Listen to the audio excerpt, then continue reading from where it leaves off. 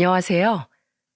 시어머니의 험난한 인생을 옆에서 지켜본 50대 초반 여자입니다. 세상에 딸 같은 며느리는 없다지만 저희 시어머니는 진심으로 절 딸처럼 여기고 아껴주셨어요. 친딸이 되먹지 못한 인간이었기 때문도 있겠지만 그 정도로 저희 시어머니는 참 마음 여리고 따뜻한 분이었죠. 저는 그런 시어머니께서 생애 마지막 순간에 저에게 남긴 선물에 대한 이야기를 해보려고 합니다. 저는 제주도에서 작은 식당을 하던 부모님 아래에서 태어났어요. 오빠는 서울에 있는 대학에 간 후 쭉 서울에서 살았지만 전 그대로 제주도에 남아 작은 회사를 다녔죠. 그러다 25이라는 조금 이른 나이에 감귤 농장을 운영하고 있던 4살 많은 남편과 결혼을 하게 되었답니다. 우리 성이 20대 초반일 적 네 시아버지가 세상을 떠났다. 성이는 대학이며 하고 싶은 일 다 포기하고 그때부터 쭉 농장 일에 매달렸어. 성이 남동생 여동생은 평생 제주도에 처박혀 있기 싫다며 농장을 이어받길 거부했는데 자기 아버지 하던 가업을 마지로서 이렇게 나 몰라라 할 수 없다면서 말이야. 내가 있다고 해도 여자인 나 혼자서 저 넓은 농장 일을 도맡아 할 수는 없었거든. 그렇게 착한 우리 성이가 선이 너처럼 좋은 아내를 배필로 맞아서 난 참 감사하다. 남편이 시어머니와 농장을 함께 운영했기 때문에 우리는 결혼한 후 시어머니와 합가를 해서 살게 되었어요. 처음엔 좀 걱정했지만 막상 살아보니 시어머니와의 생활은 아주 많이 즐거웠죠. 시어머니는 긍정의 표현을 입에 달고 사시던 분이었습니다. 오늘은 날씨가 좋아서 감사하다. 자신이 한 밥을 제가 잘 먹어주니 보람차다. 자신의 마음을 흐뭇하게 한 저에게 고맙다 등등. 듣고 있으면 저까지도 하루가 활기차지고 기분이 좋아졌어요. 게다가 시어머니와 전 대화가 참 잘 통했습니다. 시어머니와 함께 웃고 떠들다 보면 시간이 가는 줄 몰랐죠. 남편은 그런 저와 시어머니를 옆에서 지켜보며 흐뭇하게 웃곤 했고요. 어느 날은 시어머니께서 제게 의외의 모습도 보여주시더군요. 네? 어머님이 원래는 해녀셨다고요? 그래, 결혼하면서 농장 때문에 일찌감치 그만두긴 했지만 소시적에 내가 제주도 앞바다 좀 휩쓸고 다녔다. 어디 한번 보여주랴? 깜짝 놀랐습니다. 시어머니는 정말로 방에 들어가 해녀복을 입고 오시더니 절 차에 태워 바닷가로 가시더라고요. 그리곤 한치의 망설임도 없이 바다로 첨벙첨벙 들어가시더니 잠시 후에 소라 몇 개와 꿈틀거리는 무언가를 손에 쥐고 나오시더군요. 시어머니는 씩 웃으며 제게 손을 불쑥 내밀었고 시어머니 손에 있는 물체를 본 전 기겁을 하며 뒷걸음질 쳤죠. 움직인다. 아유, 살았으니까 움직이지. 그건 바로 낙지였어요. 시어머니는 언제 챙겨오신 건지 차에서 도구들을 꺼내 소라를 썰어주셨습니다. 그 소라회를 시어머니가 가져오신 초장에 찍어 먹는데 와 소리가 저절로 나오더라고요. 어때? 끝내주지? 시어머니는 감탄에 맞이 않는 저를 보며 뿌듯하게 웃으셨어요. 저는 그런 시어머니에게 엄지를 척 날렸죠. 그리고 우린 집으로 돌아와 시어머니가 잡아오신 낙지를 데쳐 대낮부터 소주 한 병을 사이좋게 나눠 마셨네요. 기왕 잡아올 거 2마리 잡아오지.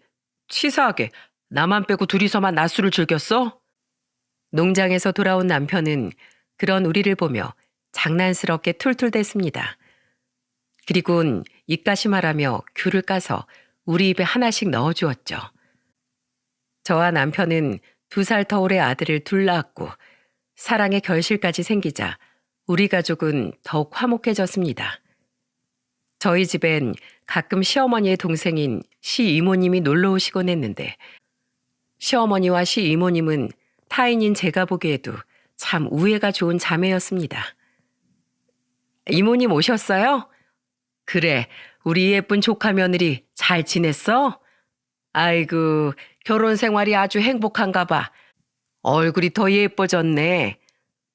우리 며느린 항상 예쁘지. 두 번 말하면 입만 아파. 어디 밥은 먹었어? 아니 언니. 이따 저녁에 비 온대. 우리 파전이나 부쳐 먹자. 그럼 제가 부쳐올게요 이모님. 됐어. 내가 우리 조카 며느리 부려 먹으려고 왔을까 봐. 내가 전 하나는 기가 막히게 부치거든. 여기 시어머니랑 앉아서 조금만 기다려. 기대한다 동생. 시이모님은 시어머니의 동생답게 참 좋은 분이셨어요. 그 때문에 전 시이모님이 놀러 오시는 일이 하나도 싫지 않았죠. 오히려 똑같이 흐르던 나날 중 특별한 이벤트가 생기는 것 같아 좋기도 했고요. 같은 제주도 도민이라며 저희 부모님께서도 시어머니와 각별한 사돈 사이를 유지하셨습니다. 자주는 아니어도 세 분께선 가끔 만나 식사도 하고 차도 마시며 친분을 쌓으셨어요. 어쩌다 한 번은 저희 부모님께서 저희 집에 놀러 오시기도 했고 시어머니께서도 친정 부모님의 식당에 놀러가 세 분이서 약주를 즐기기도 하셨죠. 하지만 저의 모든 결혼 생활이 마냥 행복하지만은 않았습니다. 그건 바로 각각 서울과 인천에 살고 있던 시동생과 시누이 때문이었어요. 엄마, 저 결혼할 건데 서울에 아파트 좀 사주세요. 아버지 돌아가시면서 나온 보험금도 두둑하고 아버지가 남긴 재산도 꽤 있을 거 아니에요. 제가 결혼한 지 3년 뒤 시동생은 결혼을 하겠다며 저희 집에 찾아와 대뜸 돈을 요구하더라고요. 하지만 서울 아파트가 어디 한두 푼입니까? 시어머니는 그래도 시동생이 서울에서 일을 하고 있으니 서울에 집을 구하긴 해야 하지 않겠냐며 시동생에게 무려 2억이라는 거금을 지원해 주셨습니다. 하지만 시동생은 성에 차지 않았는지 저희 집에 찾아와 시어머니께 입에 거품을 물고 떼를 쓰더군요. 그깟 아파트 하나 못 해줄 거면 자식은 뭐하러 셋이나 낳았어요? 아이고, 우리 집이 부잣집도 아니고 어떻게 기본 5억, 6억이 넘어간 아파트를 턱턱 해주니? 저 정말 기겁하는 줄 알았습니다. 저는 당시 2살이었던 큰아들을 품에 안고 혹시 시동생이 시어머니께 무슨 짓이라도 하진 않을까 걱정되어 지켜보고 있었죠. 그런 시동생을 막은 건 막 농장에서 돌아온 남편이었어요. 너 지금 엄마한테 뭐 하는 짓이야? 넌 2천만 원이라도 모으고 지금 그딴 말 하는 거냐? 받기 싫으면 받지 마. 엄마가 도와주시면 감사합니다 하고 납작 엎드려서 절이라도 할 것이지. 어디 엄마 앞에서 언성을 높여? 당장 안 꺼져? 약한 시어머니 앞에서만 사나운 늑대처럼 으르렁대던 시동생은 형인 남편에겐 찍소리도 못하는 겁쟁이였습니다. 시동생은 남편의 눈치를 보며 집에서 도망을 쳤죠.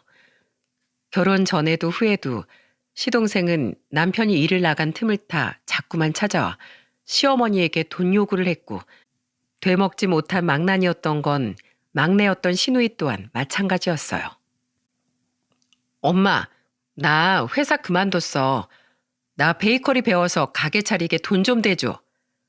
너 나한테 뭐 돈 맡겨놨니? 왜 이렇게 당당해? 그리고 대비를 해놓고 회사를 그만둬야지. 결혼까지 아내가 이렇게 책임감 없이 굴면 어떡해? 내가 그만두고 싶어서 그만뒀어? 부장이랑 싸웠단 말이야. 그깟 직급 좀 높다고 사람한테 이래라 저래라 시켜대는 꼴이 짜증나서 좀 대들었더니 사람을 잘라버리더라니까. 아이 엄마 좀 도와달라고. 나 시댁이랑 남서방한테 욕 바가지로 먹는 꼴을 엄마가 돼서 그냥 보고만 있으려고? 마음 여린 시어머니는 매번 난색을 표하면서도 차마 자식들 일이라 모른 척을 못하시더군요.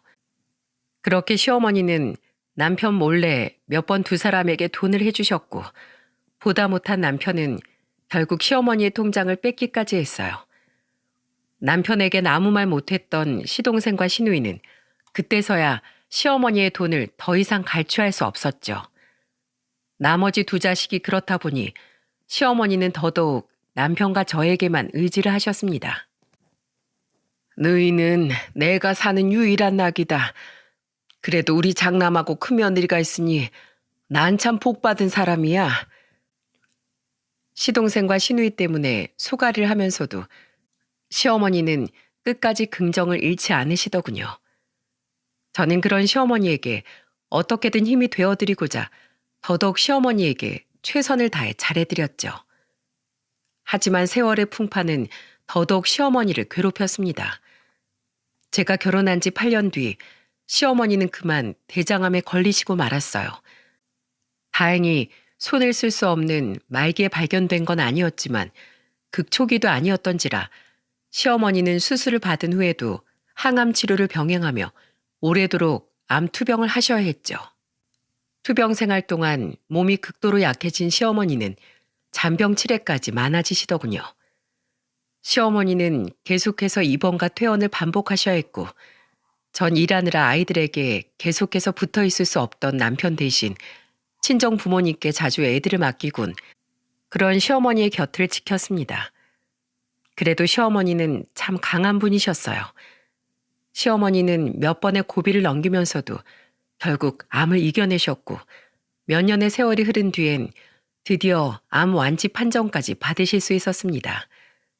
병원에서 완치 판정을 받던 날 저와 시어머니는 서로를 끌어안고 엉엉 울었죠. 어머니, 그동안 정말 고생 많으셨어요. 정말 대단하세요. 전 어머님이 자랑스럽고 존경스러워요. 아니다, 어머마. 이건 모두 어멈니 덕분이야. 네가 아니었으면 내가 어떻게 그 고된 시간을 버텨낼 수 있었겠니.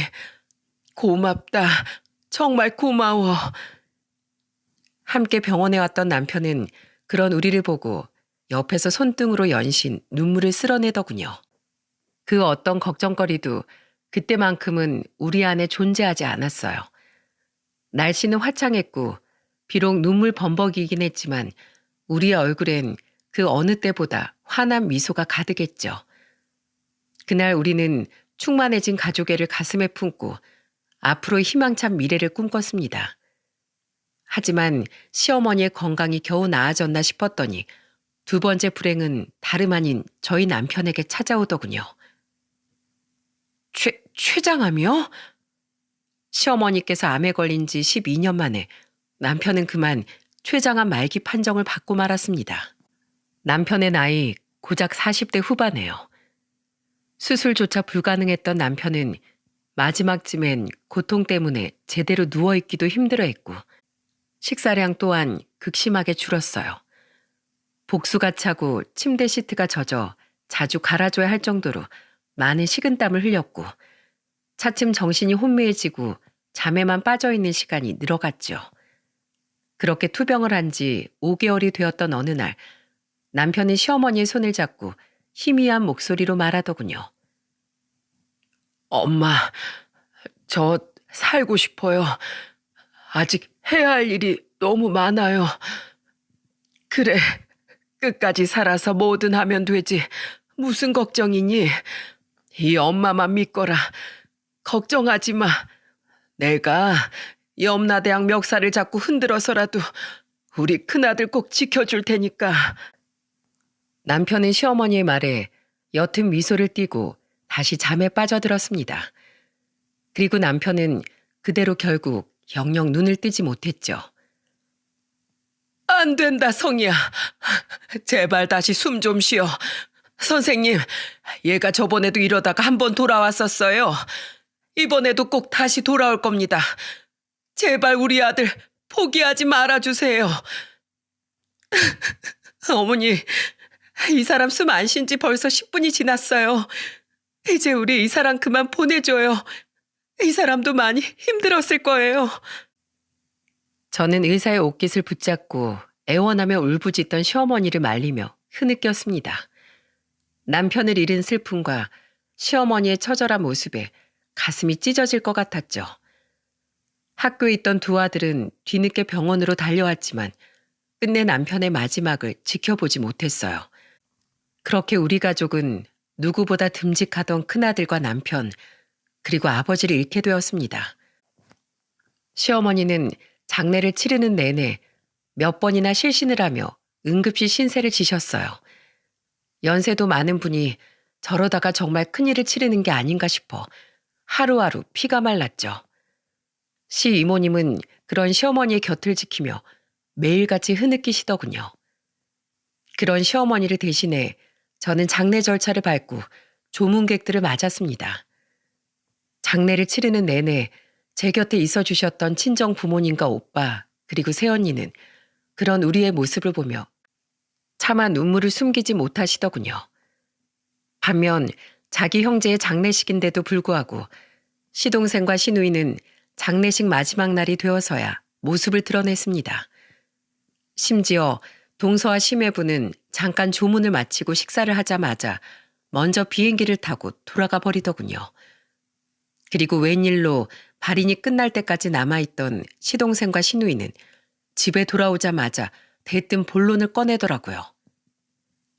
엄마, 농장 어쩌실 거예요? 엄마, 설마 새언니랑 같이 여자 둘이서 계속 저 농장 꾸려갈 건 아니지? 팔 거지? 그럼 그 돈 우리 줘. 뭐야? 너희들 지금 큰애 간지 며칠이나 지났다고 또다시 돈 타령이야? 너희들이 인간이니? 그러고도 사람이야? 간 사람은 간 사람이고 산 사람은 살아야 할 거 아니에요. 엄마, 어차피 그 농장 팔 거잖아요. 그 돈 다 가지고 있다가 노잣돈으로 쓸 거예요? 어차피 쓸 데도 없는 돈 왜 쥐고 있으려고 그래요? 그렇습니다. 짐승 같은 두 연놈은 방해꾼이었던 남편이 사라지자마자 시어머니에게 또다시 돈을 뜯어내기 위해 왔던 거였어요. 정말 치가 떨리다 못해 분해서 눈물이 다 나더군요.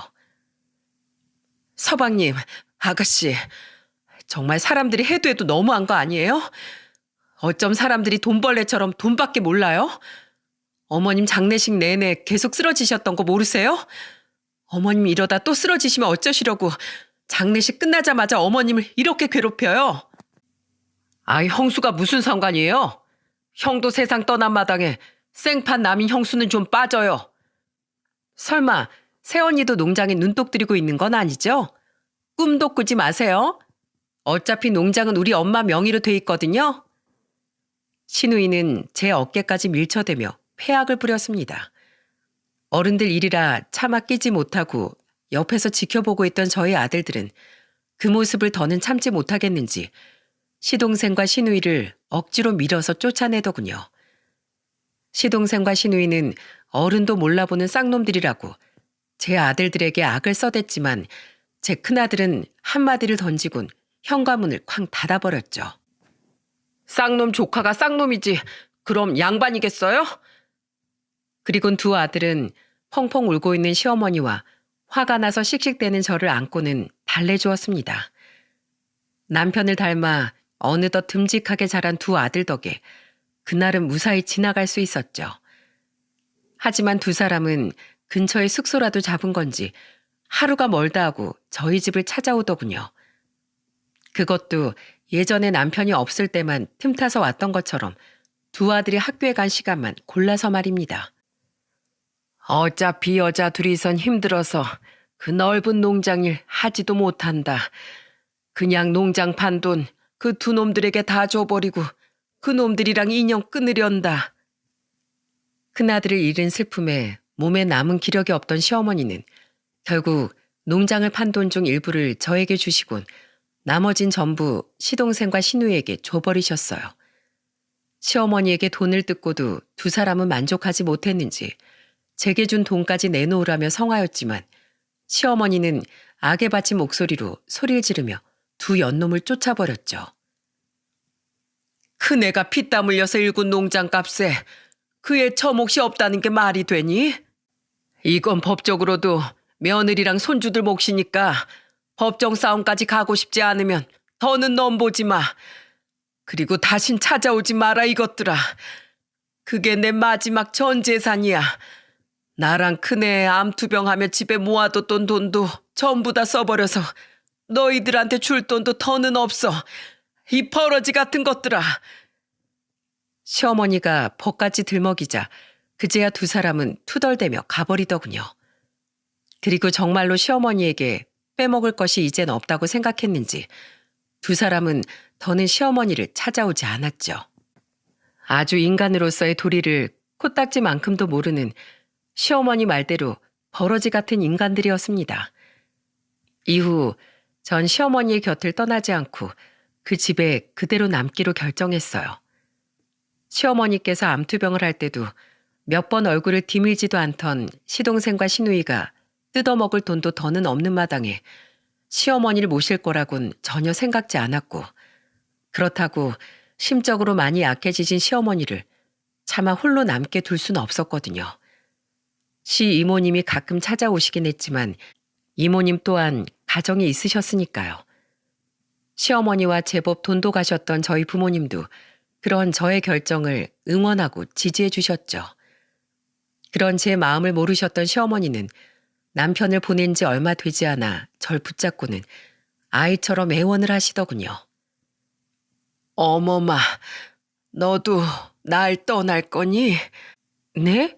그게 갑자기 무슨 말씀이세요, 어머님? 제발 날 떠나지 말거라.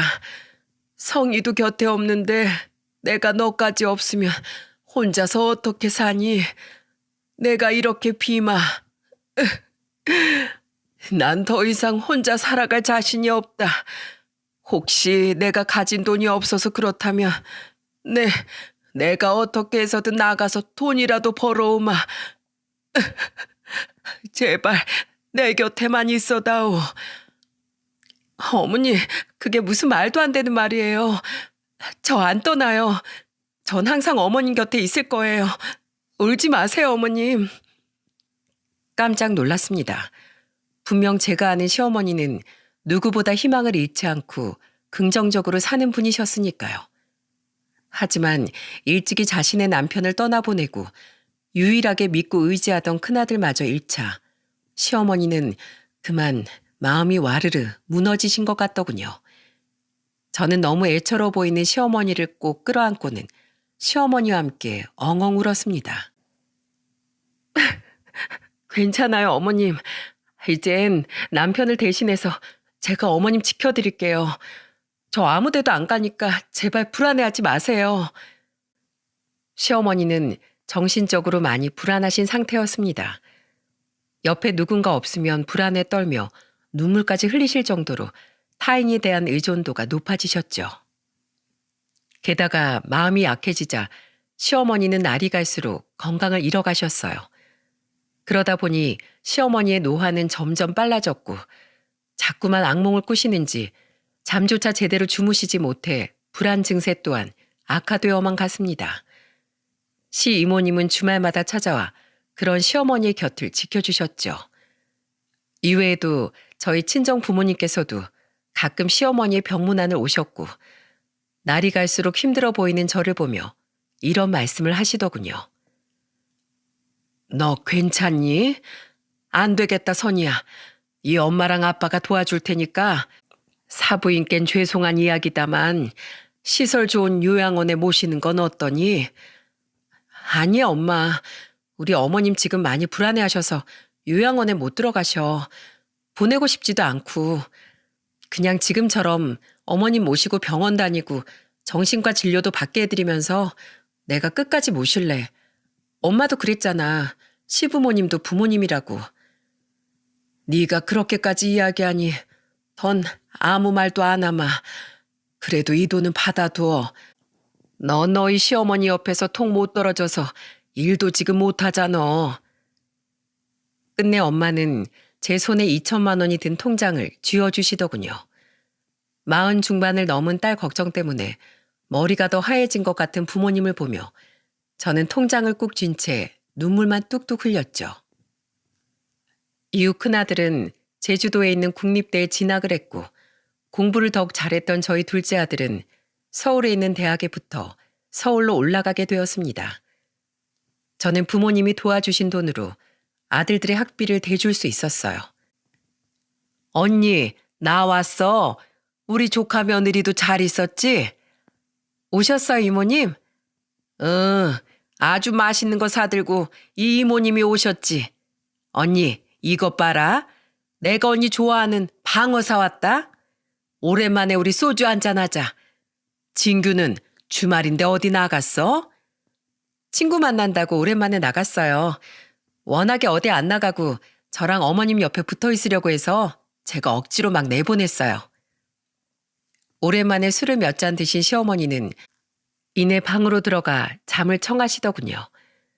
술 기운이 제법 몸에 돌아서인지 시어머니는 드물게 깊은 잠에 빠져 계셨죠. 시어머니가 잠든 걸 확인한 뒤 저는 조용히 방문을 닫고 다시 식탁에 앉았습니다. 연신 밝은 얼굴이었던 시이모님은 시어머니가 계시지 않자 서글픈 표정을 짓고 계셨어요. 에휴, 너희 시어머니 참 불쌍한 사람이야. 어렸을 때부터 둘째, 셋째가 그렇게 사고치고 문제를 일으키고 다녀서 옛날부터 학교에 불려가 선생님들한테 머리 숙이고 피해 입은 학생이랑 학부모들에게도 사죄하고 돈까지 다 물어주고 다녔지. 게다가 애들이 다 성인이 되기도 전에 형부가 돌아가시는 바람에 언니 마음엔 바람 잘 날이 없었어. 그래도 언니는 웃음 한 번 안 잃고 참 씩씩하게 살았는데 유일하게 몇십 년간 의지했던 큰아들이 그렇게 가버렸으니 절이 될 정도로 상심이 컸던 게야. 속이 말이 아니었겠지. 질부, 아니 선이야. 우리 언니 옆에 남아줘서 너무 고맙다. 네가 아니었으면 우리 언닌 진즉에 세상에 대한 미련을 버렸을지도 몰라. 내가 분명히 말하는데 넌 꼭 어떻게 해서든지 큰 보답을 받을 거야. 보답은 무슨요. 저 그런 거 안 바래요. 함께 살아오는 동안 어머님이 저한테 베풀어 주셨던 애정, 은혜, 저 그런 것들 때문에 어머니께 여태 보답하고 있는 거예요. 더 보답해 드려야 할 사람은 저예요, 이모님. 아이고, 마음씨가 참 예쁘기도 하지. 안다 알아. 그냥 고맙다는 말을 꼭 너한테 해주고 싶었다. 시 이모님은 제 손을 잡아주며 조용히 눈물을 흘리시더군요. 자신의 언니를 생각하는 시 이모님의 따뜻한 마음이 느껴져 저 또한 시 이모님을 따라 눈가가 뜨거워졌죠. 한편 시어머니의 건강은 더더욱 악화되어 갔습니다. 나중에 헛것이 보이거나 환청이 들리시는지 이러시는 적도 있었어요. 어머마, 얼른 밖에 문 좀 열어봐라. 밖에 성희가 와 있어. 시어머니는 갑자기 세상을 떠난 남편이 집 앞에 와 있다며 소리를 치시더군요. 저는 그런 시어머니를 말렸지만 시어머니는 끝내 맨발로 집을 뛰쳐나가셨죠. 아, 정말이라니까. 내가 내 볼까지 꼬집어 봤어. 성희야, 어디 있니? 엄마 여기 있다. 성희야. 어머니, 제발 이러지 마세요. 여기 누가 있다고 그래요. 얼른 집으로 들어가세요. 여기 신발부터 신으시고요. 어머님 이러다가 발 다치세요. 저는 엉엉 울며 시어머니의 발에 신발을 신겨드렸습니다. 시어머니는 미련을 버리지 못하시곤 자꾸만 남편의 이름을 부르며 울부짖으셨죠. 또 어느 날은 거동까지 불편해져 거의 누워서만 생활하시던 시어머니께서 또다시 남편을 부르시더군요. 저는 화들짝 놀라 시어머니의 방으로 달려갔어요. 성희야, 성희야. 시어머니는 누워서 천장으로 한쪽 팔을 뻗고는 자꾸만 손짓을 하셨습니다. 저는 가만히 천장을 향해 있던 시어머니의 손을 잡아드렸어요. 그제야 시어머니는 초점 없는 눈으로 이렇게 말씀하셨죠. 거기 있었니? 성희야, 오늘 농장에 가보니 귤들이 제법 탐스럽게 익었더구나. 조금 있으면 수확도 할 수 있겠어. 감귤 향이 어찌나 향기롭게 나는지 네 태몽을 꽂을 때가 생각나더라.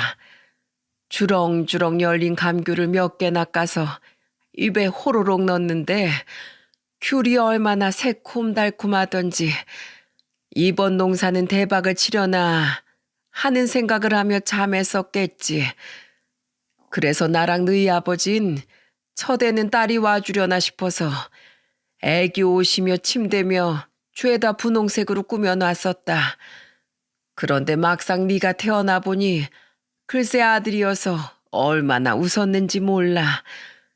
그래서 미리 지어놓은 네 이름도 선이었는데 급하게 성이라는 이름으로 비슷하게 바꿨던 거야.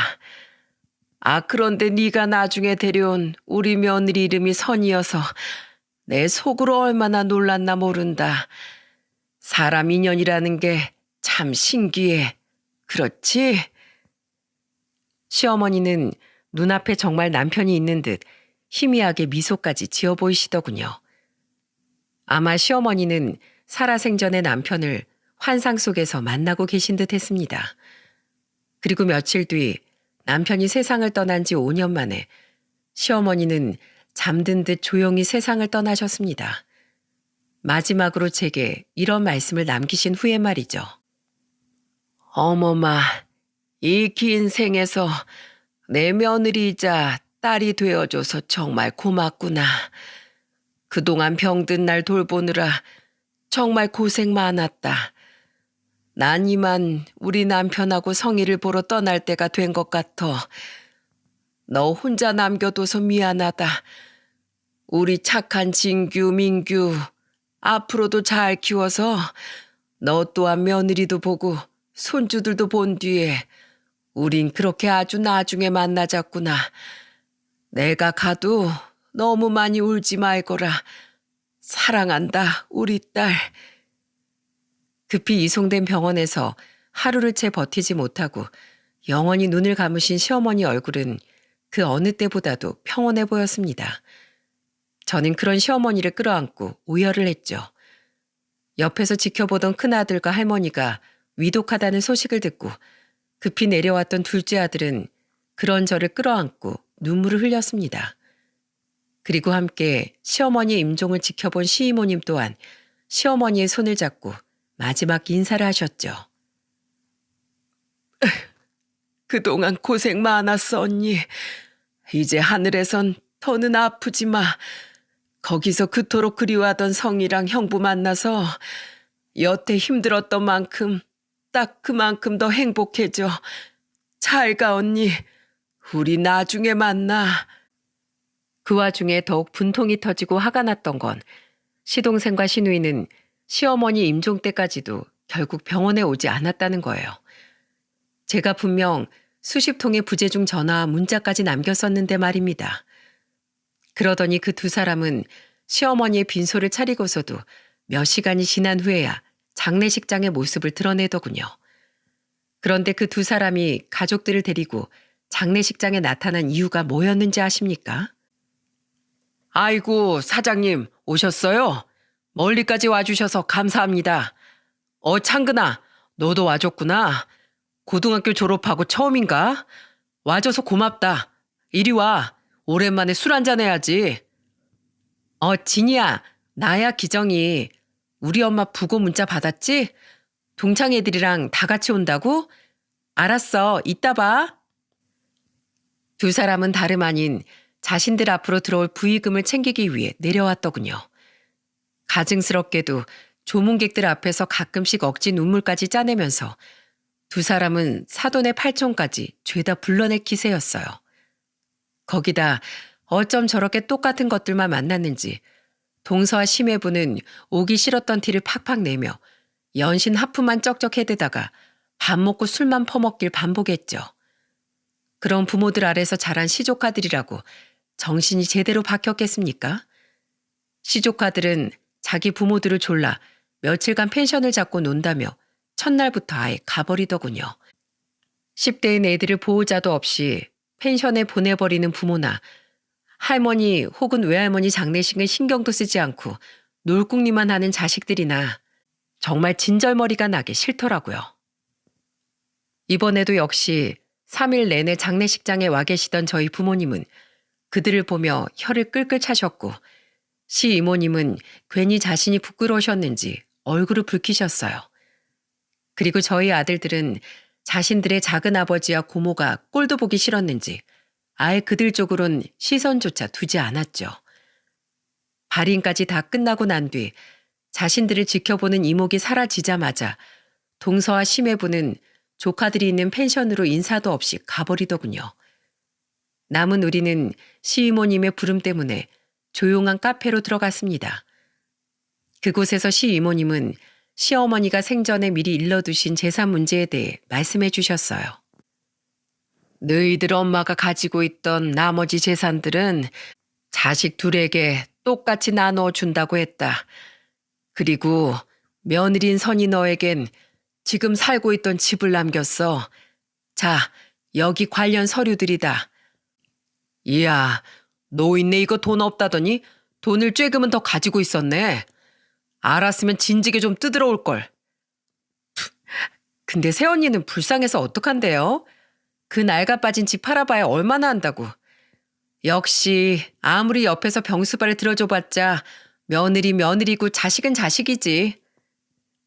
기대하지도 않던 꽁돈이 생겼다고 여겼는지 시동생과 시누이는 굉장히 기분이 좋아 보였습니다.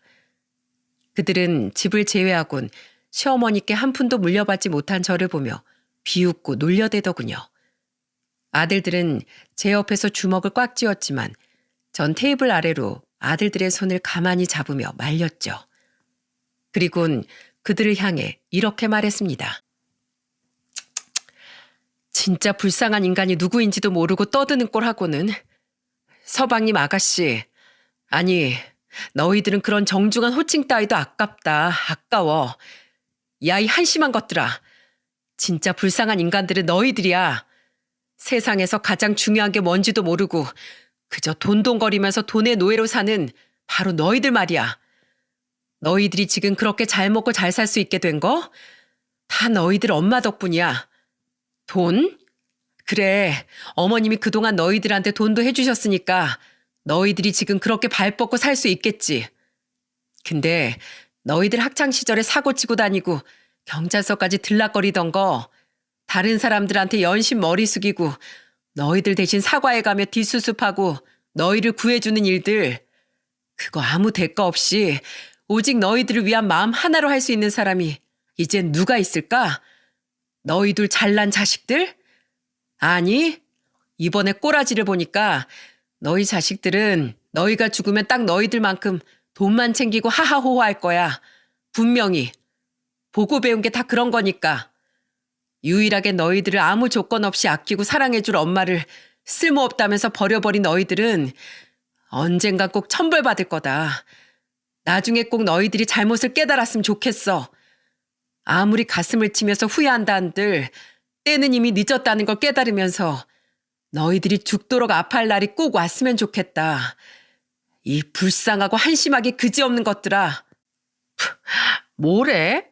새언니, 지금 우리 엄마한테 한 푼도 못 받았다고 열등감 폭발하는 거죠? 네, 알겠어요, 형수님. 천벌받을 우리들은 엄마가 남겨준 돈 가지고 누릴 거 다 누리면서 살다가 돈 떨어지면 그때 후회할지 말지 생각해 볼게요. 그전엔 돈 쓰느라 신나서 후회든 뭐든 생각할 여유가 있을지나 모르겠네. 아무튼 우린 이제 영원히 남남이니까 앞으로 서로 얼굴 볼 일 없게 합시다. 야, 가자. 이모, 우리 가요? 아휴, 저런 것들 낳느라 몸이 상한 우리 언니 인생이 불쌍하다, 불쌍해. 그놈들은 끝까지 비열하고 한심한 족속들이었습니다. 시 이모님은 나가는 그들의 뒷모습을 보며 한숨을 쉬셨죠. 그리곤 제 눈치를 살피며 말씀하셨어요. 괜찮니? 너희 시어머니가 너한테 재산을 안 남겨서 서운하진 않어? 서운하긴요. 저런 인간들이라도 어머님은 어쩔 수 없이 자식이라고 생각하셨던 거겠죠. 전 남편하고 어머님과 살고 있던 그 집이면 넘치고 충분해요. 사실 법적으로 따지고 들면 분명 그들에게 제 아들들의 몫을 더 빼앗아 올 수도 있었겠지만 저는 그러지 않기로 했습니다. 마지막까지 망나니 같은 자식들을 걱정해 유산을 남기셨을 시어머니의 마음을 존중해드리고 싶었으니까요. 그런데 일주일 뒤 저에게 상상도 못한 일이 찾아왔습니다. 이모님, 어쩐 일이세요? 이젠 시어머니도 안 계신 마당에 시이모님께서 왜 찾아오신 건지 의아하더군요. 그것도 마지막으로 뵌 지 아직 일주일밖에 지나지 않았는데요. 시이모님은 의미 모를 미소를 지으며 집으로 들어오시더니 제게 택배 상자 하나를 내미셨습니다. 상자 위에는 큼지막하게 시어머니 이름이 적혀 있었죠. 이게 뭐예요, 이모님? 너희 시어머니가 나한테 맡겼던 거야. 자기 세상 떠난 뒤에 너한테 전해주라고. 저는 아리송한 마음으로 그 상자를 열어보았습니다. 그곳엔 3가지의 물건과 한 장의 편지가 들어있었어요. 그 물건들의 정체를 안 저는 놀라고 벅찬 마음을 감추지 못했죠. 이건... 첫 번째 물건은 시어머니께서 항상 품에 품고 다니던 손수건이었습니다. 그리고 2번째 물건은 바로 시어머니의 해녀복이었어요. 마지막으로 편지 옆에 가지런히 놓여있던 물건은 웬 주소 하나가 적힌 쪽지였죠. 먼저 편지를 읽어본 전 사무치는 마음에 그만 눈물을 터뜨리고 말았습니다. 사랑하는 내 며느리, 어머마, 네가 이 편지를 읽을 쯤엔 난 아마 세상에 없겠구나. 나는 요즘 내 삶이 얼마 남지 않았다는 걸 여실히 느끼고 있다. 그래서 미리 내 동생에게 부탁해 너에게 몇 가지 내 마음을 남기려고 한다. 그 꽃무늬 손수건은 내가 우리 시어머니께 받았던 거야. 시어머니가 직접 자수를 놓으신 세상에서 하나밖에 없는 손수건이지. 내가 평생 아끼고 간직했던 물건이니 너 또한 언젠가 진규나 민규가 장가를 가게 된다면 언젠가 네 며느리에게 이 손수건을 전해주었으면 좋겠구나. 그리고 해녀복은 언젠가 한번 내가 입은 모습을 본 적이 있지. 내가 해녀로 살던 짧은 시절은 내 인생에서 가장 반짝거리고 싱그러웠던 내 젊음 그 자체였단다. 너에게 이 해녀복을 남기며 난 이렇게라도 더는 아무도 기억하지 못할 내 청춘의 기록 하나를 세상에 남겨두고 싶었다. 마지막으로 쪽지에 적힌 주소에 대해선 너희 시이모에게 물어보렴. 그곳에 너에 대한 내 고마움과 진심을 남긴다. 마음 같아선 내가 가진 모든 걸 너에게 주어도 아깝지 않았지만 그럼 내 자식놈들이 내 사후에도 분명 널 괴롭혀 댈 테니 어쩔 수가 없었단다.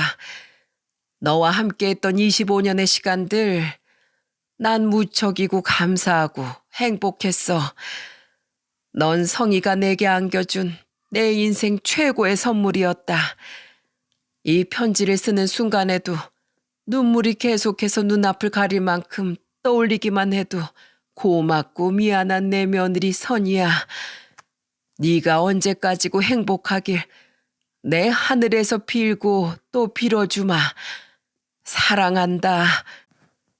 오래전 바닷가에서 소라와 낙지를 들어올리곤 제게 환하게 웃어 보이던 시어머니의 모습이 눈앞에 아른거렸습니다. 금방이라도 시어머니가 저 문을 열고 들어와 제게 장난기 가득한 웃음을 지어 보이실 것 같았죠. 저는 해녀복을 가슴에 끌어안고 한참을 아주 서럽게 울었습니다. 시어머니가 너무 보고 싶었습니다. 2 아들은 제 등을 감싸고 그런 저를 달래주더군요. 겨우 진정이 된 제게 시이모님은 쪽지에 적힌 주소에 대해 말씀해 주셨어요. 그리고 시이모님의 입에서 나온 이야기는 저에게 굉장한 놀라움을 안겨주었죠. 성희가 세상을 떠난 지 얼마 안 됐을 때 너희 시어머니가 나에게 내 이름으로 땅 하나를 사달라고 부탁하며 돈을 주더구나. 그리고 그 땅을 꼭 자신이 세상을 떠나고 네가 네 시동생과 시누이가 인연이 끊긴 뒤에 네 명의로 돌려달라고 신신당부를 했어.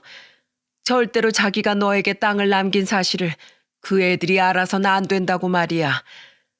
너희 시어머니는 알고 있었던 게야. 자신이 세상을 떠나고 나면 분명 자기가 남길 재산을 샅샅이 열람해볼 네 시동생과 시누이가 너에게 남겨질 재산까지 어떻게 해서든 다 빼앗아 가려고 널 괴롭힐 거라는 걸 말이야. 네 시어머니는 항상 네 걱정뿐이었어. 그 주소지의 땅은 며느리 널 위해 수도 없이 고민했던 네 시어머니의 애정 그 자체인 곳이란다. 얼마 전에 알아보니 네 시어머니가 시켜서 그 땅을 샀을 때보다 땅값이 꽤나 올랐더구나. 네 시동생과 시누이에게 너희 시어머니가 남긴 재산은 비교도 안 될 만큼 말이야. 조만간 내가 네 앞으로 명의를 돌려놓을 수 있도록 처리해 놓을 테니까 그 땅을 팔든 거기에 건물을 짓든 너 편할 대로 쓰렴. 마지막 순간까지 시어머니는 자식들이 아닌 저를 위해 자식들에게 재산을 나눠주고 시이모님께 이런 부탁까지 하셨던 겁니다. 시어머니의 깊은 사랑에 전 할 말을 잃고 눈물만 흘렸습니다. 시이모님은 그런 저를 꼭 안고는 이렇게 말씀해 주셨죠. 이젠 우리도 이토록 자주 볼 일은 없겠구나. 선이야, 그동안 고생했던 만큼 앞으로는 더 행복해져야 한다. 하늘에 있는 언니처럼 나도 항상 네 행복을 빌어줄게. 그동안 내 언니를 위해 애써줘서 진심으로 고마웠다. 아니에요, 이모님. 제가 오히려 더 감사했습니다. 그렇게 2년이 흘렀습니다. 저는 남편과 시어머니와 함께 살던 그 집에서 여전히 큰아들과 함께 살고 있어요. 큰아들은 지금 대학교 마지막 학기를 다니고 있고 둘째 아들 또한 서울에서 열심히 대학 생활 중이죠. 이모님, 어서 오세요. 일찍 오셨네요. 그리고 저는 시어머니께서 남기신 땅에 2층짜리 건물을 하나 지었어요. 바리스타 자격증을 딴 뒤 1층에 제 카페 하나를 차려 생계를 꾸려 나가고 있죠. 그리고 2층엔 말이죠. 올 때마다 느끼지만 참 카페를 너처럼 꾸며놨구나. 분위기도 아늑하고 따뜻한 게 아주 마음이 몽글몽글해져. 근데 괜히 장사도 끝난 시간에 내가 너희 부모님을 귀찮게 하는 건 아니니? 아니에요.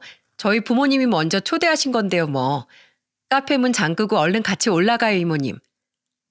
2층엔 바로 저희 부모님께서 식당을 운영하고 계십니다.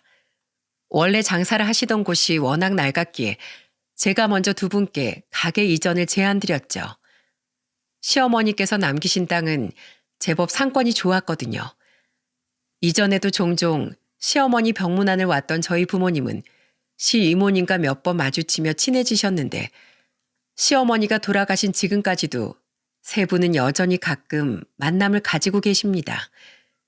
얼마 전엔 새로 연 제 건물의 부모님 식당에 부모님이 시이모님과 절 초대해 넷이서 함께 반주를 곁들인 식사 자리를 가질 정도로 말이죠. 친정오빠는 다 같이 옹기종기 모여 사는 우리를 보며 내심 부러워하곤 합니다. 여보, 우리도 여기 내려와서 살까? 당신 회사는 어쩌고. 난 우리 부모님 식당에 취직하고 당신은 선이 얘 카페에서 아르바이트 하자. 어차피 우리 애들도 다 커서 저들끼리 알아서 살 수 있잖아.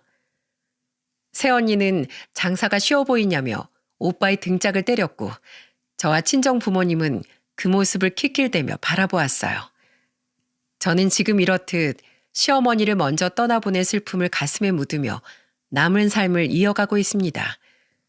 매일 출근을 할 때마다 이 땅에 담긴 시어머니의 사랑을 되새기면서 말이죠. 다만 이거 하나만은 굳게 믿고 있습니다. 가진 것에 만족하는 법이 없던 두 사람은 가진 돈이 떨어지면 또다시 남의 것을 탐하며 평생 마음이 굶주린 삶을 이어나갈 수밖에 없다는 것을 말이죠. 그리고 마지막에 다다라선 그들이 분명 깨닫길 바랍니다. 그들이 그동안 지독한 결핍을 느끼지 못하고 살아갈 수 있었던 건 다름 아닌 자신들의 엄마인 시어머니의 조건 없는 사랑 덕분이었다는 것을요. 물론 뒤늦게 후회해봤자 더 이상 그들이 기댈 수 있는 시어머니는 이 세상에 존재하지 않겠지만 말입니다. 저는 이 글이 하늘에 계신 저희 시어머니께 가닿길 바라는 마음으로 사연을 보내게 되었습니다. 마지막까지 제 걱정을 하며 세상을 떠나셨던 시어머니께 이렇게 말씀드리고 싶었거든요. 저는 어머님 덕분에 잘 지내고 있어요. 그러니 더 이상 제 걱정은 말고 그곳에서 편히 쉬세요. 라고 말입니다. 저는 앞으로 항상 긍정적이고 밝았던 본래의 시어머니처럼 희망차게 행복을 찾아가며 살아갈 겁니다. 그리고는 언젠가 만나게 될 제 며느리에게 이야기해 줄 거예요. 나도 너처럼 며느리일 때가 있었고 난 참으로 훌륭하고 감사한 시어머니를 만났었다고 말이죠. 그리고 저 또한 시어머니처럼 좋은 시어머니가 될 수 있도록 항상 노력해 나갈 생각이에요. 그렇게 나중에 하늘에서 만날 시어머니에게 당당히 자랑할 수 있는 추억을 쌓을 때까지 전 오늘도 내일도 추억의 힘으로 힘차게 살아가려고 합니다. 그리고 제 사연을 들어주신 모든 분들도 항상 희망을 잃지 않고 씩씩하게 매일을 살아가시길 바라고 응원할게요. 감사합니다. 안녕하세요. 저는 30대 초반 주부입니다. 원래는 하던 일이 있기는 한데 지금은 아이를 낳고 1년째 육아휴직 중이에요. 아이를 키운다는 게 보통 일이 아니라는 걸 매일매일 실감 중입니다. 차라리 일을 하는 게 100배는 낫겠다 싶을 만큼요. 그래도 남편과 시아버지가 저를 정말 많이 도와주시는 편이라 저는 다른 집에 비해서는 훨씬 수월하게 육아를 하고 있어요. 저희 부모님은 지방에 멀리 사시기 때문에 주로 시아버지가 저를 많이 도와주십니다. 왜 시어머니가 아니고 시아버지냐고요? 저는 시어머니가 없거든요. 남편은 고등학생 때 어머니를 잃었어요. 오랜 지병이라고 했습니다. 병상에 계시는 동안 시아버지가 정말 지극정성으로 시어머니를 간호했다고 하더라고요. 오죽했으면 온 병원에 소문이 나다 못해 동네에서도 그 양반 자기 마누라 말이라면 죽는 신용이라도 할 거야. 대신 죽어줄 수도 있을걸? 이런 소리까지 들으셨으니까요. 어머니가 돌아가시던 날 아버지 우는 모습이 아직도 기억난다며 시어머니 제삿날 울먹이던 남편의 모습도 생각이 납니다. 대충 이 정도만 들으셔도 저희 아버님이 얼마나 좋은 분이신지는 아시겠지만요. 제가 처음 뵙던 날 이야기를 좀 해볼게요. 아버님을 처음 뵙던 날 저는 아버님이 어디가 아프신 줄 알았거든요. 너무 마르셔서요. 저희 시아버님은 키도 작고 덩치도 왜소하세요. 그래서 누가 한 대라도 치면 바로 쓰러질 것 같은 외형을 가지고 계십니다. 하지만 힘도 정말 세시고 못하는 게 하나도 없으신 분이세요. 남편도 언제나 가장 존경하는 분을 자신의 아버지로 꼽으니까요. 모자란 아들이랑 결혼해주겠다고 하니 내가 너무 고맙구만 그래. 제가 뭐가 모자라요? 모자란 거 투성이지. 네가 뭐 하나 제대로 하는 게 있어? 이제 밥벌이도 겨우 하는 녀석이. 자신의 아버지와 티격태격 이야기를 하는 모습을 보고 이 남자와 결혼한다고 하길 잘했다는 생각을 했던 기억이 납니다. 아시겠지만 한국에서 아버지와 아들이 다정하기가 참 힘들잖아요. 그런데 이 부자는 참 다정했습니다. 그래서 제 남편이 늙어서 아버님 같은 다정한 사람이 된다면 이 결혼을 한다고 하길 너무 잘했다 그렇게 생각했었습니다. 제 첫인상 그대로 저희 시아버님은 너무 다정하신 분이셨어요. 하나부터 10까지 다 그랬습니다. 어느 날은 감기 때문에 목이 부어 밥을 못 먹고 있다는 소리를 들으시자마자 죽을 써오신 적도 있어요. 아기도 어찌나 잘 보시는지 저희 아기도 저한테보다 아버님한테 안겨있는 걸 더 편해할 정도니까 말입니다. 처음에 결혼 전에 시아버지 집과 가까운 곳에 신혼살림을 차리겠다 했더니 다들 엄청 걱정했거든요. 홀아버지 밑에서 자란 아들이 얼마나 효자겠냐. 효자 아들은 피곤하다. 사사건건 간섭하면 어떡하냐. 시댁은 원래 최대한 멀리 있는 게 제일 좋다 하면서 말이에요. 하지만 지금은 제 친정 포함 친구들 모두 시아버지와 가까이 살아서 너무 다행이라며 그리고 너는 어디서 복이 그렇게 있어서 그런 시아버지를 만났냐는 이야기들을 합니다. 그 정도로 남들이 보기에도 정말 좋으신 분이에요. 조용조용하시고 점잖으신데 다정하신 연애할 때 남편도 그렇다고 생각해서 반했던 거였는데 아버님에 비하면 남편은 정말 아무것도 아니었더라고요. 반의 반 정도? 장난삼아 그런 이야기를 했더니 자기도 인정했던 기억이 납니다. 자기도 아버지는 절대 못 따라갈 것 같다고요. 아버지는 젊은 시절에 노후를 철저하게 준비해 두셨거든요. 나중에 아들에게 짐이 되어서는 안 된다는 일념 하나로요. 그래서 연금을 타서 매달 생활을 하고 계셨기 때문에 저희가 드리는 용돈도 거절하셨어요. 자신도 돈이 있는데 왜 주냐고요. 제가 드린 용돈을 바로 제품에 안겨있는 갓난쟁이에게 용돈이라고 주시더라고요. 그 이후로는 옷을 사드리거나 밥을 사드리지 용돈은 드리지 않습니다. 그래서 아버님이 그냥 계속 그렇게 연금을 받아 생활하실 줄 알았어요. 일을 한번 해볼까 한다. 왜요? 연금이 부족하세요? 저희가 용돈 드릴 수 있는데요. 나 쓸 만큼은 매달 나와. 근데 사람이 집에만 있으니까 너무 처지는 것 같아서 나도 사회생활 좀 다시 시작해볼까 한다. 퇴직하고 신지 너무 오래됐어. 해 넘어가니까 좀 있으셔서 원. 어떤 걸 하시게요? 아버지 나이에는 뭐 경비원 이런 게 최선인데 그런 거 아파트 주민들 갑질 엄청 나대요. 그런 건 하시지 마세요. 네, 그런 건 저희가 싫어요, 아버님. 아버님 고생하시는 거. 저희가 그렇게 말리니 픽 웃으시더라고요. 아는 사람이 그러는데 무슨 시니어 프로그램 같은 게 있대.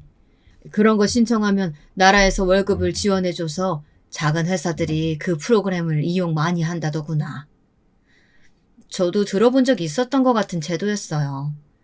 퇴직 나이가 지나서 퇴직한 어르신들을 대상으로 취업을 돕는 프로그램이요. 작은 회사들에게 나라가 일정 금액을 지원해주고 회사들은 경력이 있는 퇴직 나이가 지난 분들을 뽑아서 고용하는. 나 그거 들어본 적 있는 것 같아. 요즘 잘 되어 있다고는 하더라고. 그러니까 내 친구도 지금 그 프로그램으로 취직했는데 일도 안 힘들고 매일 출근하니까 살아있는 것 같고 활력도 생기고 좋다고 하더라. 고개를 끄덕였습니다. 평생 일하시던 분이 하루 종일 집에만 있는 게 좀이 쑤실만도 하실만 했어요. 저만 해도 지금 하루라도 빨리 복귀하고 싶어서 몸이 근질거리는데 말입니다. 그래서 괜찮은 것 같다고 대신 기업은 잘 알아보고 하셔야 한다 당부드렸습니다. 그리고 얼마 뒤 취직하셨다는 연락이 왔어요. 취직하신 회사에 대해서 대충 물어보니 작은 회사지만 나름 내실이 있는 것 같더라고요. 포장지나 박스 이런 걸 만드는 회사인데 사장이 젊은 나이에 패기가 넘친다고. 그런 친구들 보고 있으면 자기도 젊어지는 것 같다고 웃으며 말씀하시길래 괜찮은 곳에 취직하셔서 다행이다 생각했습니다. 아버님이 취직하신 뒤로 제가 더 힘들어지긴 했어요. 남들은 시댁 식구를 자주 안 보는 게 제일 몸도 마음도 편하다고 하던데 저는 아버님이 자주 안 오시니까 너무 힘들더라고요. 때때로 반찬도 해주시고 아기도 봐주시고 하셨는데 말이에요. 나 아버님 취직하시니까 내가 제일 힘들어. 그럴 줄 알았어. 당신 사실 그래서 처음에 반대했던 거 아니야? 남편이 웃으며 말하길래 등짝을 한 대 짝 때렸어요. 그렇게 나름 평화롭다면 평화로운 날들이 지속됐습니다. 그런데 한 달이 지나도록 아버님이 집으로 오시질 않았어요. 그래서 저희가 찾아뵙기로 했습니다. 미나도 보고 싶어 하실 것 같아서요. 그런데 집에 갔더니 컴퓨터 앞에 앉아 계시더라고요. 아버지, 저희 왔어요. 얼마나 집중을 하셨는지 저희가 왔는지도 모르시더라고요. 남편이 말을 거니까 그제야 저희를 돌아보셨습니다. 오랜만에 본 미나를 보고 반가워하시는 아버님을 뒤로하고 아버님이 하시는 걸 들여다봤어요. 컴퓨터 프로그램과 씨름 중인 것 같았습니다. 이거 뭐 하시는 거예요? 내가 그거 사용법을 몰라서 자꾸 실수해서 일의 진도가 회사에서 안 나가. 그래서 주말에 들고 와서 하고 있어. 그런데 가만 보니까 수월한 일은 아닌 것 같더라고요. 양도 꽤 많아 보였고요. 이걸 아버님이 다 정리하시는 거예요? 못해서 밀린 것도 있고 뭐. 그래도 이건 너무 많은데. 늙었다고 뒷방 늙은이 취급 안 하고 일 제대로 주는 것 같아서 나는 좋다. 그렇게 말씀하시길래 말을 더 보태지 않았습니다. 그냥 그 프로그램을 어떻게 쓰는 게 더 편한 건지만 설명해 드렸어요. 아버님은 정말 진지하게 배우시더라고요. 힘드시면 일 그만두셔도 된다는 말은 하지 못했습니다.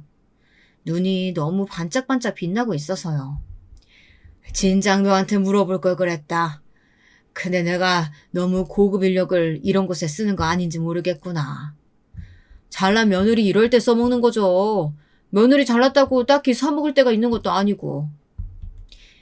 그렇게 프로그램 쓰시는 법을 알려드리고 함께 외식을 하고 저희 부부는 집으로 돌아왔습니다.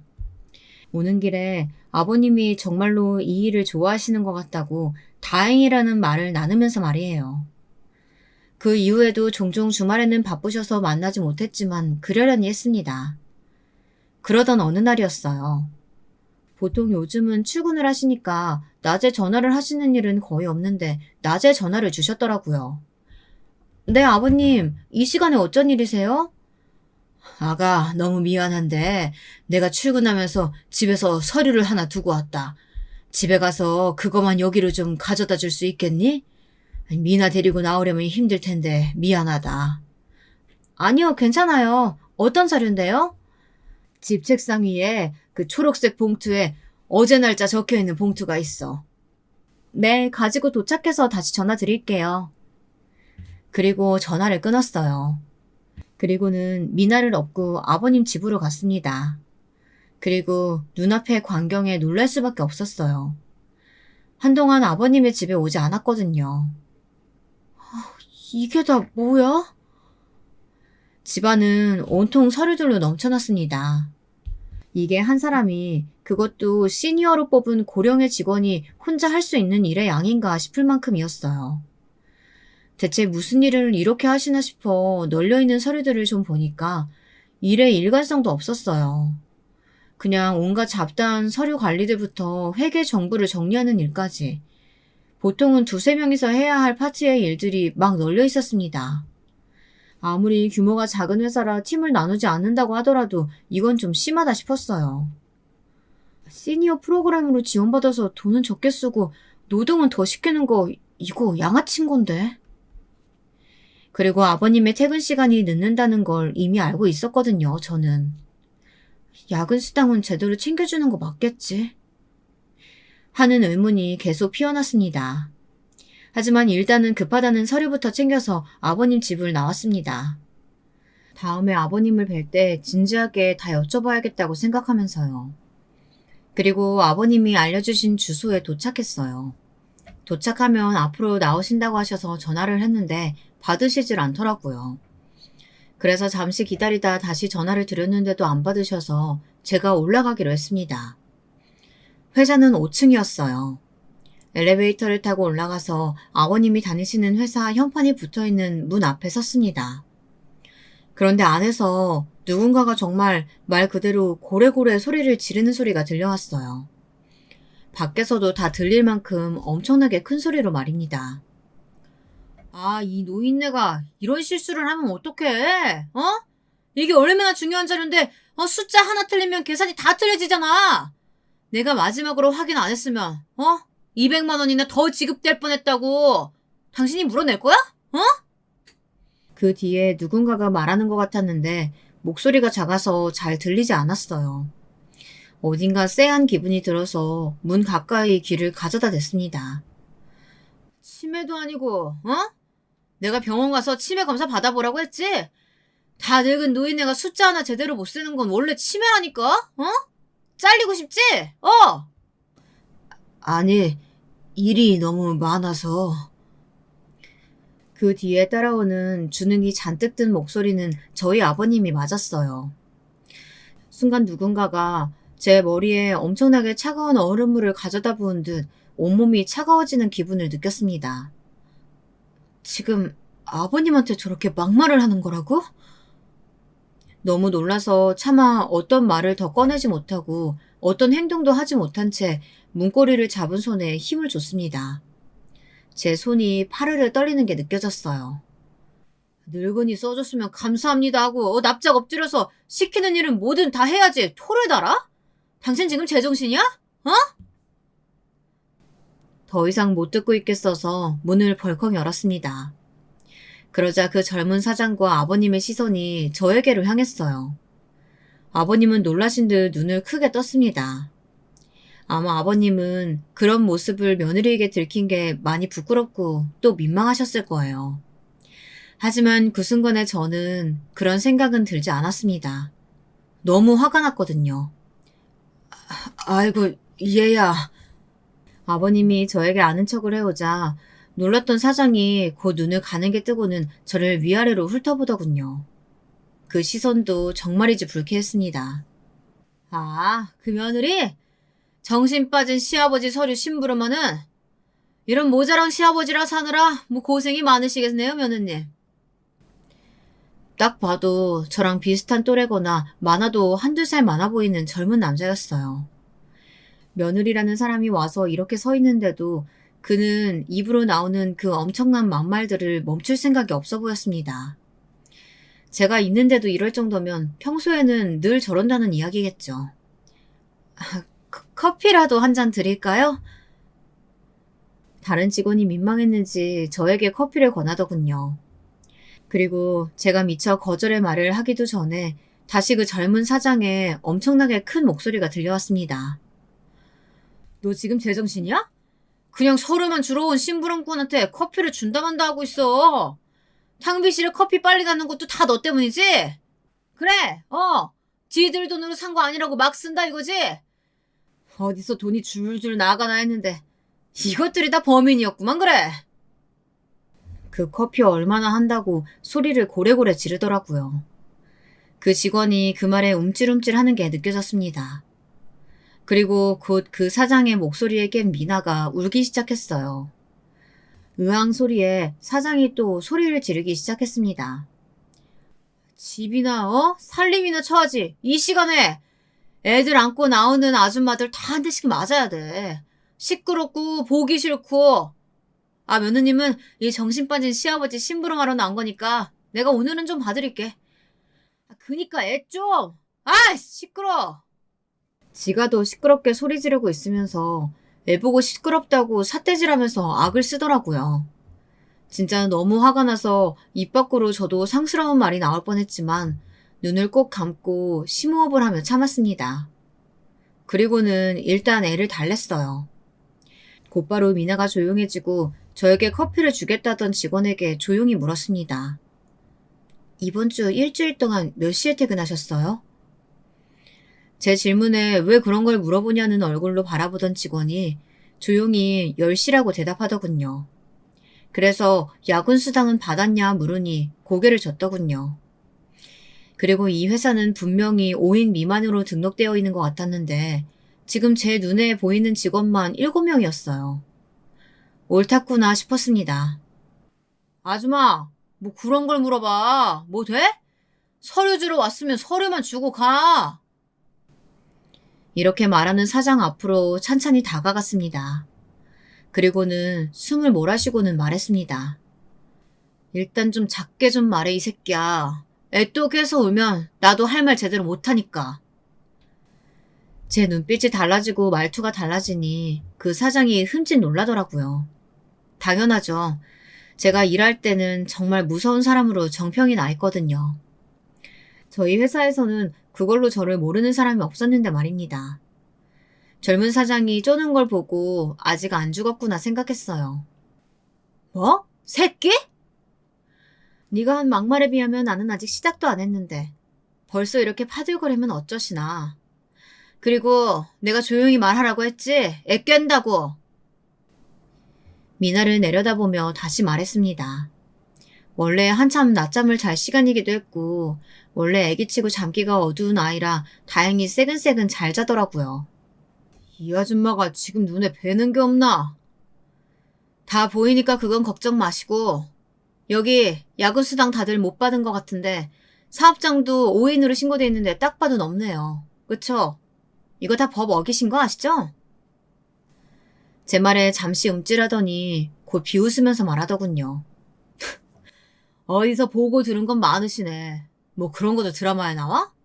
그래서 뭐 어쩔 건데? 시아버지 모실 능력도 안 돼서 저 나이에 일하게 만든 거 보면 별 대단한 집도 아닌 것 같은데 말이야. 대단한 집안은 아니죠. 그리고 저희 아버님은 돈 때문에 일하시는 게 아니라서요. 옌병하네. 꼴의 자존심은 지키고 싶다. 젊은 사장이 저에게 다가오더니 제 어깨를 손가락으로 밀며 말하더군요. 이것도 폭행죄로 추가되는 거 아시죠? 신고하게? 그래, 해봐! 뭐, 내가 해줘? 어? 그러면서 자기 휴대폰을 꺼내 112 버튼을 누르더라고요. 그래서 제가 픽 웃으며 제 지갑을 꺼냈습니다. 그리고는 명함 한 장을 꺼내 그 사장을 줬어요. 그리고 말했습니다. 그러실 필요 없어요. 제 그 말에 제 명함을 받았던 젊은 사장이 그제야 제 명함을 확인하더라고요. 그리고는 정말 놀란 듯 눈을 동그랗게 뜨고는 그 명함과 저를 번갈아 보기 시작했습니다. 이게 뭐야? 진짜야? 검사? 네. 제 직업이 검사라 따로 신고하실 필요는 없어요. 그리고는 다시 그 사장 손에서 제 명함을 쏙 빼 지갑에 넣었습니다. 지금 육아휴직 중이라 명함이 몇 개 없어서. 아, 그리고 잠시만요. 그리고는 휴대폰을 꺼내 전화번호부 리스트를 한번 쫙 훑은 후 어디론가 전화를 걸었어요. 김검, 다른 게 아니라 불법 사업장 하나만 알아봐 달라고. 여기 문제가 좀 많은 것 같아서. 내가 상호랑 주소명 보낼게. 딱 보니까 축소 신고해서 탈세하고 직원들 야근 수당 다 떼먹은 것 같아. 그리고 국가 지원 사업 쪽으로도 신고 잘못했을 거고. 주소랑 상호명 보낼게. 응? 그리고는 전화를 끊고는 그 사장을 빤히 봤어요. 표정에서 당혹감이 느껴졌습니다. 일단 대충 봐도 탈세는 빼박 같은데 탈탈 털면 엄청 나오겠어요. 그쵸? 사장님 성품 보니 여간 해드신 게 아닐 것 같은데. 그게 아니고요. 갑자기 말끝에 요를 붙이더라고요. 기가 차서 웃음이 나왔습니다.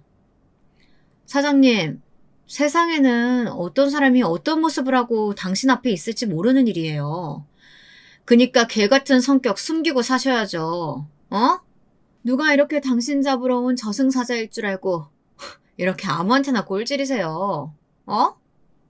소시적에 강력범들도 저만 보면 쫄았거든요. 저 사장이 움찔거리는 거 보니 그거 안 죽었다 싶더라고요. 조사 착실하게 받으시고 내가 여기 들어오면서 녹음도 다 했거든요. 어차피 이런 거 CCTV야 다 먹통일 거고 뭐 있어봐야 음성은 또 안 들어갈 테고 폭행, 폭언에 관한 건 내가 개인적으로 신고를 하든 고소를 하든 할 테니까 딱 기다리고 계셔. 그제야 진짜 큰일 났다 싶었는지 갑자기 제 손목을 덥석 잡더군요. 제가 진짜 너무 잘못했습니다. 정말 죽을 죄를 지었어요. 한 번만 봐주세요. 제발, 검사님. 사장님, 제가 이 바닥에서 사장님 같은 사람 수도 없이 만났거든요. 한 번만 봐줘서 잘못을 진심으로 반성하고 다시는 그런 짓 안 하는 사람? 한 번도 본 적 없어. 그런 역사가 없어. 그리고 나는 당신이 나와 우리 시아버지에게 한 말 용서해줄 생각도 없고요. 하나하나 다 따져서 물고 늘어줄 테니까 각오 단단히 하세요. 내가 결혼하기 전에 우리 직업에서 별명이 불독이었어. 불독. 물면 안 놓는다고. 그리고는 손목을 뿌리치고 들어왔던 서류를 탁자 위에 탁 내려놓았습니다. 아버님, 오늘 사직서 내시고 인수 있게 할 거 있으면 하시고 나중에 조사 들어가면 증언도 다 해주세요. 일단 오늘은 무단 결근은 하시면 안 되니까 저는 들어가 볼게요.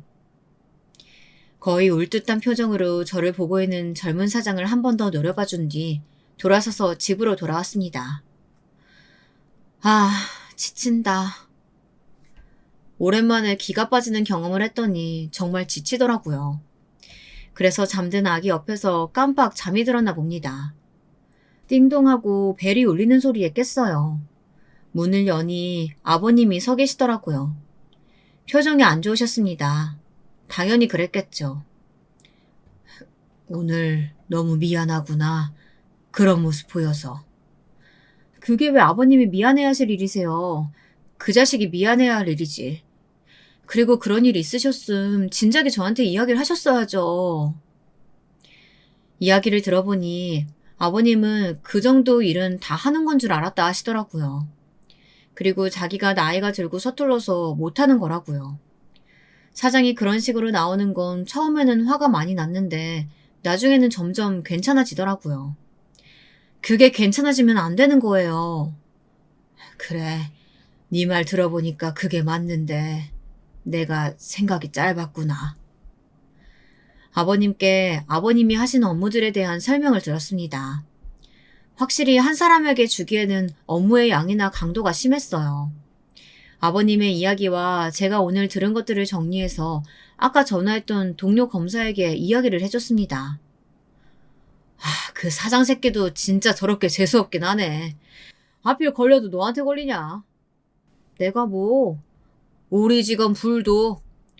암튼 진짜 탈탈 털어라. 알겠지? 나도 네가 보내준 녹음본 들어보니까 진짜 화나더라. 그런 새끼는 가만두면 안 돼. 그렇게 부탁을 하고 전화를 끊었습니다. 그리고는 퇴근한 남편에게 오늘 있었던 일에 대해 다 이야기했어요. 남편도 정말 화가 나서 당장이라도 그 사장놈을 잡으러 갈 기세더라고요. 내가 다 알아서 손 써놨어. 그 말에 가려던 발걸음을 돌렸지만 말입니다. 좀 더 알아보니 정말 가관이었더라고요. 그 젊은 사장이 행한 악행을 몇 가지 소개해드릴게요. 들으면 다들 혀를 내두르실 겁니다. 일단 회사 비품으로도 엄청나게 갑질을 해댄 모양이었어요. 커피 믹스나 볼펜 개수까지 세어가며 관리를 했답니다. 그래서 자기가 알고 있는 수량보다 적거나 하면 누가 더 가져갔는지 체크를 하고 물어내기도 했대요. 탕비실에는 커피를 많이 못 마시게 하려고 CCTV까지 설치해놨다는 말이 있을 정도라고 하더라고요. 머릿수 맞춰서 음료수를 사두고 그 이상 마시면 화를 낸다든지 아니면 5분이라도 늦은 건 정말 회사가 떠나가라 고래고래 소리를 지르면서 야근은 야근 수당도 주지 않고 시킨다든지 이런 건 내사였다고 합니다. 가장 충격적인 일은 한여름에 창고에서 에어컨도 없이 하루 종일 포장일을 시킨다는 거였더라고요. 그때 쓰러져 나간 직원들이 한두 명이 아니었다고요. 그렇게 직원들이 쓰러졌는데도 쉬게 해주는 건 꿈도 꿀 수 없었다고 했습니다. 그렇게 체력이 없어서 어디다 갖다 써? 우리 회사 같은 거 아니면 붙어있지도 못할 버러지 같은 것들아. 여직원들 사이에서 성희롱도 서슴지 않았다고 하더라고요. 어리고 예쁜 여직원들만 뽑아다 놓고 노골적으로 성희롱과 성추행을 일삼았다고요. 일단 이력서를 받으면 얼굴이고 나이부터 확인한다더군요. 그리고 면접을 보고 실무가 다르면 뒤에서 그렇게 욕을 했다고 합니다. 요즘 애들은 이게 문제야. 얼굴을 무슨 포토샵으로 다 만져놔서 실물이랑 너무 다르잖아. 그리고 새로 오는 여자 직원들에게 틈만 나면 몸매가 어떻고 피부가 어떻고 머리결이 어떻고 하면서 외모에 대해 이야기를 하고 조금이라도 불편한 기색을 보이면 자르거나 혹은 자리로 가라고 협박을 일삼았다고 합니다. 한 번은 이런 일도 있었다고 하더라고요. 고졸인 어린 여자분이 집이 가난해 대학도 제대로 못 가고 고등학교 졸업하자마자 취직을 했는데 그 여자분에게 계속 찝쩍거렸다고요. 어깨를 슬쩍 만진다거나 몸을 밀착시킨다거나요. 사장님, 보기 너무 불편합니다. 어느 직원이 한 번은 그렇게 말한 적이 있대요. 너무 불편하다고요. 그러시지 말라고요. 그 자리에서 주먹을 내리꽂아 때린 사건도 있었다고 합니다. 그리고선 문제가 커질까봐 돈으로 합의했다고요. 그 여자분은 아마 어쩔 수 없이 돈 때문에 합의를 해줄 수밖에 없었을 거라고 다들 안타까워했습니다. 이런 사연을 듣고 나니까 더더욱 그 사장을 가만둬서는 안 될 것 같았습니다. 그 모든 이야기들을 김 검사에게 전달했어요. 그리고 며칠 뒤 현장 조사에 들어갔다는 소식을 전해 들었습니다. 그리고 그날 저녁 그 젊은 사장이 저를 찾아왔어요. 나가지 않고 인터폰으로 대화를 나눴습니다. 문 안 열어줄 거니까 돌아가세요. 검사님, 진짜 잘못했습니다. 한 번만 용서해 주세요. 이제 제 손 떠난 일이고 잘못 있으면 벌 받아야죠. 저만 있는 것도 아니고 다른 직원들 밥벌이도 해야 되는데 한 번만 봐주세요, 제발. 제 담당 사건도 아니고 이제 제 손 떠났다니까 그러네. 무슨 말인지 못 알아들어요? 제가 만나주지 않자 집 앞에서 무릎을 꿇고 몇 시간을 그러고 있다가 결국 돌아갔어요. 어차피 봐줄 마음도 없지만 그럴 마음이 든다고 해도 이제 이 사건은 제 손을 떠나 담당 검사가 있는 사건이기 때문에 제가 어떻게 할 수 있는 게 아니거든요. 저한테 와서 일해봐야 아무 소용이 없었습니다. 물론 저한테 권한이 있다고 해도 그렇게 하진 않았겠지만 말입니다. 그리고 얼마 뒤 제가 이 일을 처음으로 얘기한 동료 검사에게 연락이 왔습니다. 그 젊은 사장이 제가 권력을 남용했다고 탄원서를 내고 또 청와대 게시판에 글을 썼다고요. 그 내용인 즉슨 이랬습니다. 안녕하세요. 저는 경기도에서 작은 사업체를 운영 중인 30대 남성입니다. 어린 나이에 성공해보겠다고 혈혈단신으로 지방에서 이곳까지 올라와 안 해본 일이 없을 정도로 열심히 살았어요. 그러다 우연한 기회에 같이 일하던 분과 사업을 하게 되었고 그분은 이제 은퇴를 하셔서 저 혼자 작게나마 회사를 운영 중에 있습니다. 워낙 작은 회사라 이것저것 부족한 게 많습니다. 자영업 하시는 분들 다들 아시겠지만 모든 걸 법대로 다 지켜가면서 하기란 정말 어려워요. 그래도 지키긴 해야 하는 게 맞습니다만 쉽지가 않았습니다. 항상 경영난에 시달리고 있어요. 그러던 찰나 나라에서 지원해주는 시니어 프로그램이 있다고 해서 어르신 한 분을 지원받아 채용을 하게 됐습니다. 워낙 작은 회사다 보니 그분한테 업무가 좀 과중된 게 있지만 그래서 전 사전에 다 고지를 했어요. 괜찮다고 하셨고 그래서 그분을 채용하게 된 겁니다. 문제는 그분이 일이 너무 서툴러서 실수가 잦았다는 겁니다. 그분의 실수로 대금을 잘못 치를 뻔한 적이 한두 번이 아니었어요. 처음에는 일이 아직 손에 익으시지 않으시기도 했고 또 업무가 많은 편인 건 맞으니 몇 번 넘어갔지만 반복되는 실수로 저도 모르게 짜증이 많이 난 상황이었습니다. 그래서 저도 모르게 그러면 안 되는 걸 알면서도 어르신에게 화를 냈어요. 그런데 마침 시아버지를 찾아오셨던 며느리분이 그 장면을 보게 된 겁니다. 저에게 따지더군요. 당신이 뭔데 우리 아버님에게 화를 내는 거냐고요. 그러면서 저희 사업장을 이곳저곳 둘러보기 시작했습니다. 그러고는 바로 어디론가 전화를 하더니 저희 사업장을 좀 조사해보라고 하더군요. 알고 보니 그 며느리분은 검사셨습니다. 아시는 분은 아시겠지만 털어서 먼지 안 나오는 사업장이 지구상에 어디 있겠습니까? 뭐라도 문제를 삼으려면 삼을 수 있겠죠. 제가 죄송하다고 몇 번이나 용서를 빌었지만 그 검사 며느리분은 들은 척도 하지 않으시더군요. 제가 그분 집 앞에 가서 무릎도 꿇었지만 만나주지도 않으셨습니다.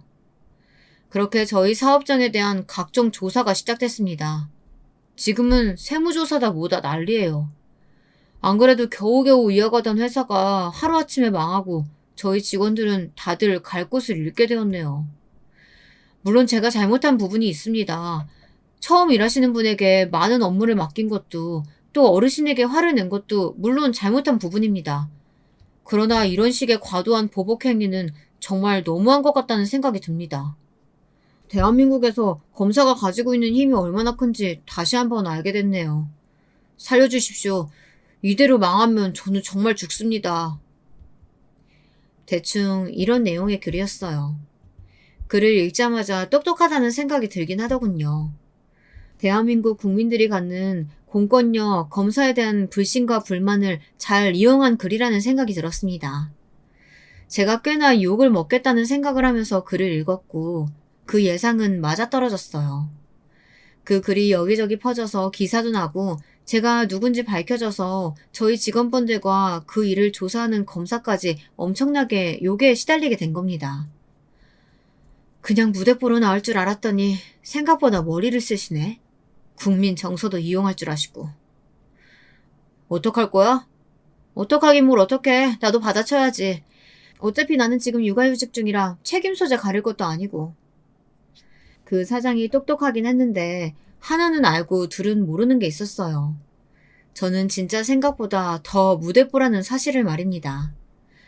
예전부터 알고 지내던 친한 기자님에게 그날의 녹음본을 전달했습니다. 그리고 그 회사에서 일하던 직원 둘에게 연락을 했어요. 설득할 필요도 없었어요. 워낙 예전부터 그 사장한테 당해온 게 많았던지라 제가 딱히 바람을 넣지 않아도 그 사장의 악행에 대해 줄줄이 털어놓더군요. 야근수당 안 주는 건 물론이고 개인적인 심부름도 많이 시켰어요. 여직원 하나는 콘돔 심부름까지 한 적도 있다니까요. 성희롱이나 추행은 뭐 일상이었고요. 벅하면 소리 지르고 때리고 회사 안에 CCTV 없는 거 그거 저희 때리려고 그런 거라니까요. 사장은 모르는데 병원 가서 매번 진단서 끊어놨어요. 언젠가 쓸 일이 있을 거라고 생각하면서요. 결국 이런 날이 오긴 오네요. 포장해야 하는 날 에어컨도 안 틀어서 일하다가 쓰러진 적도 있었어요. 병원에 실려갔는데 병원비는커녕 다음날 바로 출근하라고 하더라고요. 그래서 다시 출근해서 포장했어요. 여전히 에어컨은 틀어지지도 않았고요. 정말 수없이 많은 증언들이 쏟아졌습니다. 그 젊은 사장은 제가 생각했던 것보다 훨씬 더 악덕 고용주였더라고요. 이거 완전 쓰레기네. 오죽하면 수없이 많은 인간 군상을 봐온 기자마저도 쓰레기라며 혀를 내두를 정도였으니까 말입니다. 제가 준 녹음본의 내용과 직원들의 폭로가 담긴 긴 기사가 나가고 여론은 완전히 뒤집혔어요. 물론 제가 준 녹음본만 있었다면 이렇게 바로 반전이 되지는 않았을 겁니다. 다수의 직원들의 용기가 있었기에 가능한 일이었겠죠. 그 젊은 사장의 사업체가 까발려지면서 하나 더 밝혀진 게 있었습니다. 그 사장이 글을 쓰면서 자기가 산전수전 다 겪어가며 이룬 사업체인 것처럼 말했잖아요. 사실은 그게 아니라 금수저였더라고요. 부모님의 자금과 지원으로 쉽게 시작했고 또 직원들에게는 야근 수당을 주지 않고 에어컨도 틀어주지 않으면서 슈퍼카는 여러 대 있는 그런 사람이요. 간땡이도 크다. 저러면서 지금 나한테 뭐 권력이니 뭐니 하면서 그런 거야? 이거 다 밝혀지면 욕을 몇 배로 먹을 텐데. 그러니까 말이야. 그리고 털수록 완전 장난 아니야. 뭐 탈세, 횡령에 사업하면서 저지를 수 있는 죄란 죄는 다 지었더만. 있는 것들이 더한 거 한국 사람들 제일 싫어하는데 이제 아무도 편 안 들어주겠네. 지 무덤 지가 스스로 판 거지 뭐. 정말 그랬습니다. 자기 무덤을 자기가 스스로 판 셈이 됐어요. 모든 비난의 화살을 마다못해 그 사장의 부모님들에게까지 그 일이 번졌어요. 그 사장의 부모님들도 사업을 하시는데 여론의 화살이 거기로도 향한 겁니다. 자식이 저런 걸 다 어디서 보고 배우겠냐. 그 사장 네의 부모 회사도 조사해봐야 한다. 그야말로 난리가 났어요. 그쯤 되니 그 젊은 사장이 어떤 얼굴을 하고 저를 볼지 더 궁금해지더라고요. 그래서 김 검사에게 연락해 조사를 받는 날 지검을 한번 나간 적이 있습니다. 저를 보고 어떤 얼굴을 할지 궁금했거든요. 야 이년아, 너 때문에 이게 뭐야? 어? 진짜 이게 보자 하니까 남자 무서운 줄 모르고. 내가 밤길에도 어떻게 하면 어떡하려고 이렇게 겁대가리 없이 구냐? 어? 뭐 쓰레기인 건 알았지만 볼 때마다 상상을 초월하더군요. 방금 이 발언으로 협박죄도 추가됩니다. 해! 다 해봐! 우리 엄마 아빠가 돈 많은 거 알지? 변호사 엄청 붙이면 여기서 나가는 거? 일도 아니야. 나가면 내가 너 가만히 안 둔다, 어? 제가 여기 나가서 동네방네 다 떠들고 다닐 거거든요. 협박받았다고. 저 무슨 일 생기면 다 님 탓인 줄 알라고요. 선생님은 아마 저한테 절대 무슨 일이 안 생기길 바라셔야 될 겁니다. 혹시나 제가 어디 다치기만 해도 거기가 나 이렇게 만든 거라고 사람들이 다 수군대게 만들 거니까. 야, 이 미친년이! 저한테 달려들려던 걸 수상한들이 뜯어말려 데리고 갔어요. 정말 가관이죠. 이 이야기가 수사관을 통해 또다시 언론으로 퍼져나갔습니다. 반성은 하지 않고 검사에게 밤길 조심하라는 협박을 했다는 내용으로 말이죠. 사람들은 더더욱 분노했어요. 그리고 그가 그렇게 당당하게 말했던 그의 부모에 대한 관심으로 이어졌습니다. 그 사장 부모 역시 사업체를 운영 중이었어요. 아들이 운영하는 회사에 주기적으로 납품을 받고 있었더라고요. 조사를 하다 보니 자연스럽게 그 부모의 회사도 털게 되었고 거기도 만만치 않은 불법 정황들이 있었습니다. 탈세나 횡령은 기본으로 깔고 가는 거고 회사 규모를 축소 신고해서 지원도 어마어마하게 받았더라고요. 이 모든 정황들이 언론을 통해 보도가 되었고 젊은 사장의 바람과는 달리 그가 쏘아올린 이 일은 생각보다 훨씬 일이 커져버렸어요. 조사 중에 그 아버지랑 아들이랑 같이 만날 일이 있었거든? 얼굴 보자마자 자기 아들 머리통을 갈기더라. 그것도 완전 풀스윙으로. 앞에 검사가 있던 말던 자기 아들을 보자마자 그 사장의 아버지는 그 사장을 패기 시작했다더군요. 야, 이 새끼야. 너 때문에 나까지 이게 뭐야? 내가 적당히 나대라고 했어, 안 했어? 아버지, 죄송해요. 잘못했어요. 그 사장은 자기 아버지는 무서웠던지 정말 싹싹 빌면서 용서를 빌었다고 하더라고요. 아들과 아버지는 어마어마한 추징금을 내야 했으며 횡령으로 실형을 살게 되었습니다. 뭐 이렇게 말하면 해피엔딩 같기는 한데 슬프게도 이 이야기는 아직 끝난 게 아닙니다. 더한 사건이 아직 하나 더 남았거든요. 그 두 사람은 돈은 많았어요. 그래서 사람들의 관심이 식었을 때 좋은 로펌에 비싼 변호사를 수십 명 써 항소를 했습니다. 몇 번에 걸친 항소 끝에 금방 사회로 나왔어요. 그 두 사람이 사회로 다시 나왔을 땐 저도 육아휴직을 끝내고 복귀를 한 상태였거든요. 여기서 이 이야기의 이막이 시작됩니다. 어느 날부터 집으로 이상한 편지들이 배송되기 시작했어요. 하는 일이 일인지라 협박성 편지나 위협을 받을 때가 많기 때문에 이번에도 별 생각이 없었습니다. 그냥 의뢰 있는 일이겠거니 했어요. 그런데 어느 날 아버님의 집에서 비슷한 일이 일어난다는 사실을 알게 됐습니다. 그때 직감했어요. 아, 그 젊은 사장놈의 짓이구나 하고 말이죠.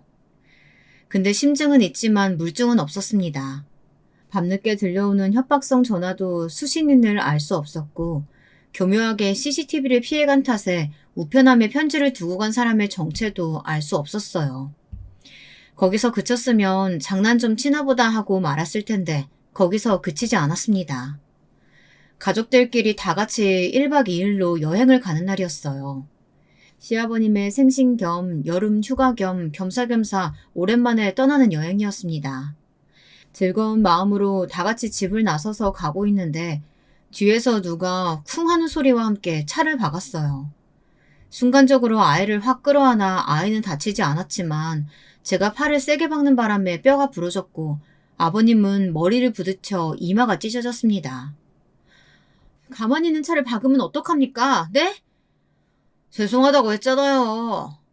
그게 지금 죄송하다는 사람의 태도예요? 그 사고를 낸 차주는 처음부터 이상했어요. 내리자마자 자기가 다 잘못했다고 인정은 하면서도 시종일관 껄렁대고 죄송한 사람의 태도가 아닌 모습이었습니다. 그래서 혹시나 하는 마음에 저에게 사고를 낸 그 차의 주인을 좀 알아봐달라고 했는데요. 아니나 다를까 심부름 센터를 운영 중인 양아치더라고요. 마찬가지로 이것도 심증은 있지만 물증은 없었어요. 하지만 너무 화가 나서 견딜 수가 없었습니다.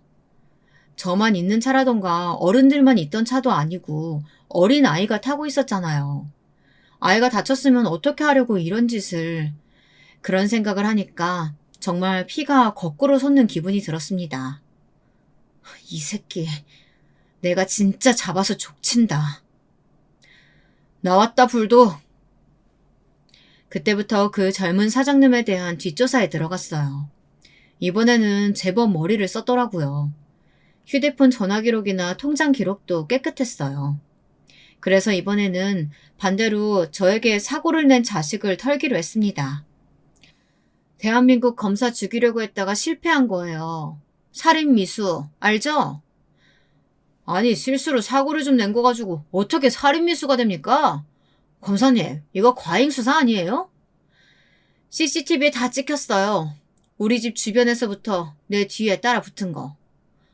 그거야 방향이 같았나 보죠. 우리 집 주변 매번 다른 차로 감시하던 것도 CCTV에 다 찍혔습니다. 닮은 사람인가 보죠. 저 아니에요. 저라는 증거 있으세요? 이렇게 나올 줄 알았습니다. 그래서 준비한 게 하나 더 있었죠. 우리 집에 얼마 전부터 이상한 협박성 편지들이 자꾸 오거든요. 근데요? 검사님이 적이 많으신가 보네요. 그래서 내가 왔던 편지를 싹 다 지문감식 의뢰를 했어요. 아니 어떤 간이 배 밖으로 나온 새끼가 대한민국 검사랑 검사 가족을 협박하는지 너무 궁금하잖아. 그게 저랑 무슨 상관인데요? 두 곳에서 같은 지문이 나왔어요. 내가 그걸 방금 그쪽 지문이랑 대조를 맡겼고. 움찔하더군요. 사실 지문 대조를 맡겼다는 것도 지문이 나왔다는 것도 다 거짓말이었어요. 그냥 한번 던져본 거였답니다. 근데 반응을 보니 분명히 아는 이야기인 것 같더라고요. 그거 대조 결과 나와서 그쪽 맞으면 여태 부정한 것까지 다 합쳐서 내가 진짜 할 수 있는 최대치로 형량 때릴 겁니다. 진짜 안 봐줘. 누가 시켰으면 사주받은 거랑 형량 줄어드는 거 알죠? 자기가 직접 한 거면 몇 배는 올라가는 것도 알 거고. 차주가 인상을 확 찌푸리면서 고민을 하는 것 같더라고요. 이미 돈 받은 거 있으면 그건 불법적으로 받은 거니까 돌려줄 의무 없어요. 그러니까 말해요. 네? 그것도 뻥이었어요. 근데 어디서 초짜를 데리고 왔는지 치밀하지도 못하고 어딘가 허술하더라고요. 그 젊은 사장은 이런 곳에도 돈을 아낀 게 분명했습니다. 그게 사실은... 그제야 술술 다 털어놓더군요. 그 젊은 사장이 시킨 게 맞았습니다. 저와 저희 가족을 최대한 피를 말리라고요. 그래도 제가 별 스트레스 받는 거 없어 보이자 점점 강도가 세져서 결국 교통사고를 내기까지 하게 된 거라고 말입니다. 곧장 그 사장을 구속했어요. 자기는 아니라고 빡빡 우기더군요. 아니, 다 자백을 하셨다니까 그러네? 그 심부름센터 사장이? 아니, 나는 뭘 시킨 적도 없는데 왜 자꾸 나래요? 돈 준 적도 없고 연락한 적도 없다니까 그러네. 정말 빡빡 우긴다는 게 이런 거구나 싶었습니다. 하지만 이내 다 밝혀졌어요. 부정할 수 없게 증거들도 차고 넘쳤습니다. 그 심부름센터 사장이 정말 열심히 다 자백했거든요. 증거가 이렇게 차고 넘치는데 계속 아니라고 우기면 판결 더 불리하게 나요. 알아요? 이번에도 마찬가지로 수십 명의 변호사를 붙였습니다. 하지만 이번에는 못 빠져나갈 게 뻔했어요.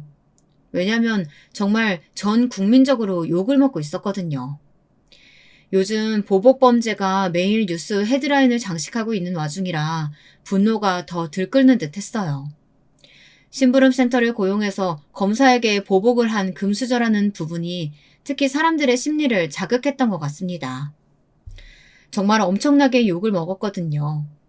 그 전에 먹은 건 먹은 것도 아니다 싶을 만큼요. 그 덕이었을까요? 가중처벌되어 형을 살게 되었습니다. 그리고 한 가지 더 추측하자면 앞서 말했던 그 성희롱 당했다는 여직원의 폭로도 추가됐습니다. 생각보다 더더욱 악질이더라고요. 위계에 의한 폭력 그 자체였어요. 허구한 날 불러다가 밥줄을 무기로 삼고서는 수시로 성추행을 했다고 하더라고요. 제가 비록 돈 때문에 합의를 해주긴 했지만 정말 수치스러웠어요. 이제라도 그 새끼가 얼마나 나쁜 새끼인지 세상에 알아줬으면 해서 이렇게 폭로합니다. 그리고선 그동안 자신이 당했던 일들을 폭로했어요. 그 글도 많은 국민들의 공분을 샀습니다. 특히 그 또래의 여성 직원들에게 말이죠. 나중에 듣기로는 상당히 억울해한다더군요. 그때 자기가 시니어 직원을 잘못 뽑아서 그 시니어 직원의 며느리가 하필 검사여서 자기가 이렇게 운이 나쁘게 걸려들었다고 말입니다. 하지만 그게 아니에요. 그렇게 살아왔기 때문에 이렇게 된 겁니다. 제가 아니었어도 언젠가 그 인간은 자신이 저지른 죄에 대한 벌을 어떤 방식으로 돌려받았을 거예요. 이럴 때 보면 또 인생은 공평한 것 같기도 해. 물론 그렇지 못할 때가 더 많다는 거 저도 알아요. 하지만 이렇게 때때로 정의가 실현되어 오는 걸 보면 공평하다는 생각이 들기도 합니다. 또 그걸 믿고 싶은 게 사람 마음이잖아요. 아마 그 사장놈은 제대로 된 반성을 하지 않을 거예요. 그 안에서 앞에서 말했던 것처럼 사실은 운이 없어서 이렇게 된 거라고 믿으며 다음에 나와서는 더 교묘하고 더 치밀하게 나쁜 짓을 할 수도 있겠죠. 근데 그런 거 잡으라고 나 같은 사람 있는 거니까. 맞아. 하지만 또 그런 사람 제대로 응징하라고 저 같은 사람이 있는 거 아니겠어요? 저는 그 사장님이 나와서도 어떻게 사는지 끝까지 지켜볼 생각입니다. 그리고 또다시 같은 짓을 저지르면 또다시 죄를 물으러 갈 거예요. 앞서 말했듯 제 별명이 불독이잖아요. 저는 한 번 물면 절대 놓질 않거든요. 아마 그 사장은 평생 자기가 한 잘못들을 되새기며 살아가게 될 겁니다.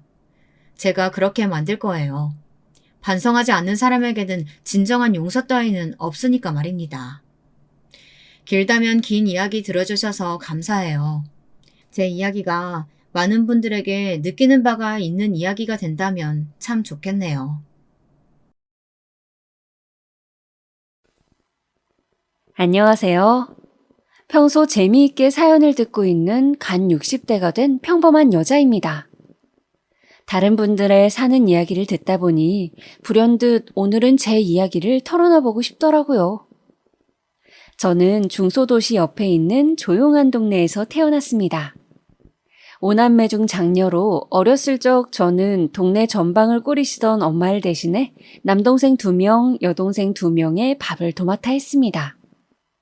가끔 밥하는 게 너무 힘들면 엄마 가게에 가서 몰래 과자를 집어 먹었다가 엄마한테 혼나곤 하던 일이 기억이 나네요. 그렇게 어찌저찌 중학교를 졸업하고 저는 20살이 넘을 때까지 부모님 가게 일을 돕고 동생들을 돌보며 지냈습니다. 그러다가 옆 동네로 시집가서 잘 산다던 육촌 누나의 중매로 한 남자를 만났습니다. 만난 첫날에 다방에 앉아 어색하게 커피를 홀짝거리던 나에게 그 남자는 자신이 농사를 지어서 성공하고 싶다는 이야기, 그리고 요즘 관심 가지고 있는 취미 이야기 등 여러 이야기를 신나게 하더니 집으로 가려는 저에게 빵을 한 봉지 사서 들려주었습니다. 부모님과 함께 먹으라면서요. 그렇게 저는 그 남자와 백년가약을 맺게 되었죠. 소박하게 결혼식을 올리고 남편의 농사일을 도우며 신혼생활을 보냈어요. 남편은 성실하고 소박한 사람이었어요. 저도 살림에 보탬이 되고자 이것저것 동네 일들을 하면서 용돈벌이를 했답니다. 그러다 결혼하고 2년 만에 아이가 들어섰어요. 그때가 제 25살 때였습니다. 처음에 아이가 들어선 줄도 모르고 속이 안 좋다고 약도 먹고 그랬는데 나중에는 임신이란 이야기를 듣고 뱃속의 아이에게 어찌나 미안하던지요. 그 후로는 태교에 좋다는 것들을 나름 하면서 신경 써서 임신 기간을 보냈습니다. 산고의 고통을 겪고 자연분만을 하면서 다시는 아이를 낳지 않겠다고 다짐했건만 결국 저는 2년 후 둘째까지 낳았습니다. 둘째는 듬직한 첫째 아들과는 달리 아주 예쁜 딸이었어요. 갓 태어났을 때 피부가 아주 빨갰는데 그 모습을 보신 친정어머니가 피부가 하얀 예쁜 아기라고 이야기하셔서 아, 피부가 빨간 게 나중에 하얘지는 거였구나 했던 기억이 납니다. 그렇게 저는 평탄하고 소박하게 저의 20대와 30대를 남편과 복닥거리며 아이 둘을 키우면서 살았습니다. 다만 남편이 새로 농사를 사업으로 생각하고 새로운 작물들을 들여보겠다면서 시도했던 일들이 잘 풀리지 않아 형편은 늘 빠듯했습니다.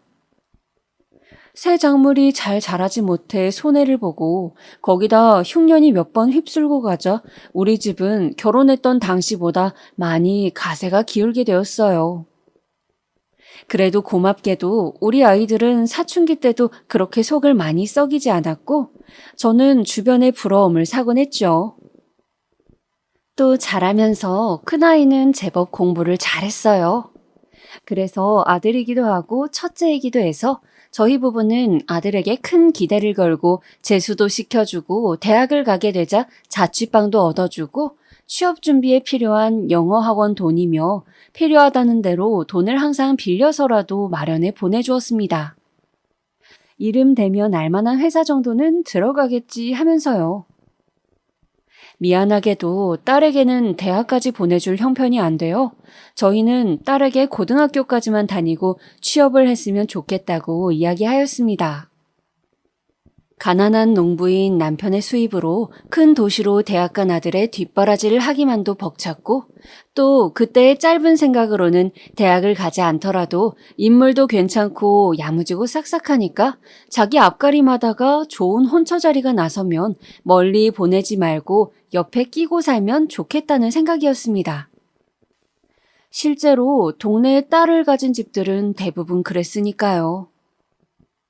그러나 딸은 고등학교를 졸업하고 여러 가지 소일거리를 하다가 동네가 갑갑하다며 도시로 나가 직업을 구해야겠다며 간호조무사 자격증을 따겠다고 했습니다.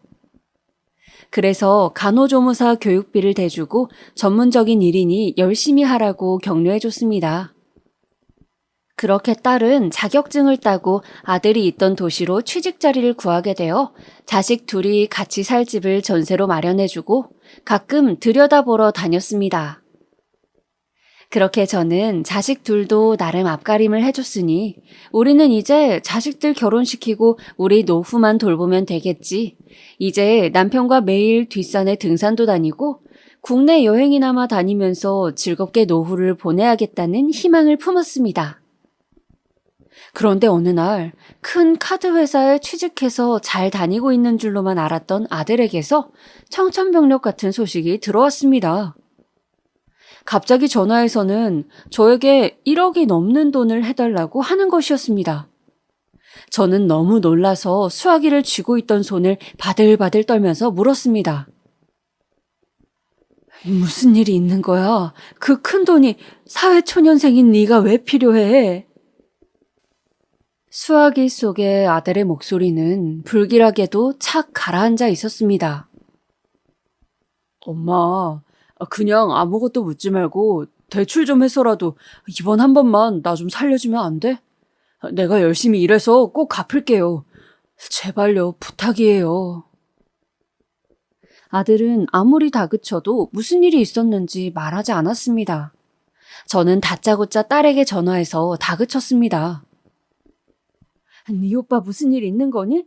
갑자기 1억이 넘는 돈을 해달라는데 너 뭐 아는 거 없어? 수화기 너머로 딸의 한숨이 밀려왔습니다.